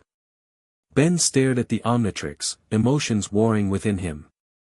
He was a jerk, but he didn't deserve that. There has to be a way to get him back. "Perhaps someday," Max conceded. "But not today. Today, we need to secure this facility and contact any remaining plumbers. Earth is still vulnerable." Ben nodded reluctantly, understanding the priorities even as he struggled with the outcome. Kevin had been an enemy, briefly an ally, and now a sacrifice. It didn't sit right, regardless of their complicated history. "So what happens now?" he asked as they walked back toward the damaged rust bucket. "We rebuild," Max replied simply. "The plumbers, Earth's defenses, everything. Vilgax may be gone, but the universe now knows about the Omnitrix. Others will come looking for it. Let them try," Ben said with newfound determination. "I'll be ready." 2 weeks later, the repaired rust bucket pulled into a scenic overlook near Bellwood. Their summer road trip was coming to an end, with only 3 days remaining before Ben and Gwen would return to their normal lives, or what passed for normal now. Ben sat on a boulder at the edge of the overlook, watching the sunset paint his hometown in golden hues. The Omnitrix gleamed on his wrist, its alien forms now as familiar to him as his own reflection. Gwen joined him, her hands casually manipulating a small sphere of energy that she passed from finger to finger like a coin trick. The anodite crystal hung from a chain around her neck, pulsing softly in rhythm with her powers. "Ready to go back?" she asked. Ben shrugged. "Not really. How do you go back to regular life after all this?" "Hey everyone, I fought aliens all summer, saved the world, and oh yeah, I can turn into 57 different heroes." "What did you do?" Gwen laughed. 62 now. You unlocked 5 new ones this week. Right. Ben smiled despite himself. Gwen's meticulous tracking of his transformations had become a comforting constant. "I just don't know how to be regular Ben Tennyson anymore." "Who says you have to be?" Gwen challenged. Regular Ben Tennyson was kind of a doofus anyway. "Hey. But Hero Ben," she continued, ignoring his protest, "he's not so bad. Little full of himself, but he's learning." Ben absorbed this, watching as the first stars appeared in the darkening sky. Somewhere up there, beyond the atmosphere, Vilgax remained trapped in the null void. But the warlord's prediction had proven correct, others had come looking for the Omnitrix. The past 2 weeks had seen encounters with bounty hunters, curious scientists, and even another group of Forever Knights. Each challenge had been met, each battle won. Not just because of the Omnitrix's power, but because Ben had learned to use it strategically, choosing the right alien for each situation rather than relying on brute force. "Grandpa thinks the Plumber network can be restored," Gwen said after a comfortable silence. "He's been in contact with some off-world allies. Earth won't be defenseless anymore." "Good," Ben replied. "Because I can't be everywhere at once, even with the watch." "About that." Gwen's tone grew serious. "Have you decided what you're going to do? When we go home?" It was the question that had been weighing on him most heavily. The Omnitrix had found him for a reason. The power it contained could save countless lives. But using it meant danger, attention, and the constant threat of exposure. "I can't just stop," Ben said finally. "Not when I know what's out there. Not when I can help." "That's what I thought you'd say." Gwen smiled, extinguishing her energy sphere. "Which is why I've been working on this." She handed him a small device that resembled a modified smartphone. "It's tied into police frequencies, news alerts, and a pattern recognition algorithm I designed. It'll notify you of situations where your aliens might be needed, prioritized by severity and proximity." Ben turned the device over in his hands, genuinely touched. "You made this for me?" "For both of us," Gwen corrected. "Hero and partner, remember? You can't do this alone, and frankly, you'd be lost without my brains backing up your watch." Ben laughed, the tension he'd been carrying easing somewhat. "Probably true." Max approached from the rust bucket, carrying 3 sodas. He handed them out before joining his grandchildren at the overlook's edge. "Beautiful view," he observed. "Your grandmother and I used to come here sometimes, after particularly difficult plumber missions. Helped put things in perspective." Ben popped his soda open. "Did you ever think about stopping? Hanging up the plumber badge for good?" "Every mission," Max admitted. "This line of work, it takes a toll. Makes you question if the sacrifices are worth it." He looked at his grandchildren with profound pride. "But then you see what you're fighting for, who you're protecting, and the answer becomes clear." "Worth it," Ben agreed, raising his soda in a toast. "To saving the world. To family," Gwen added. "To a summer we'll never forget," Max finished, clinking his can against theirs. As night fell fully over Bellwood, Ben activated the Omnitrix one more time, cycling through his alien roster. Each form represented a possibility, a potential hero waiting to be called upon. The weight of that responsibility remained, but it no longer felt like a burden. Instead, it felt like purpose. The device that had fallen from the sky on the first night of summer vacation had changed everything, not just giving Ben incredible powers, but showing him who he could become. Not just a kid with a watch, but a hero worthy of it. "Ready to head back?" Max asked, gesturing toward the rust bucket. "Big day tomorrow. Ben stood, glancing once more at the stars. Whatever came next, school, secret identities, new aliens or old enemies, he would face it head-on. Not alone, but with family at his side and 57, or 62, according to Gwen, heroes in his arsenal. Yeah, he said with a confident smile. I'm ready. The end. Thank you for watching this video. Please be sure to subscribe to our channel and like this video.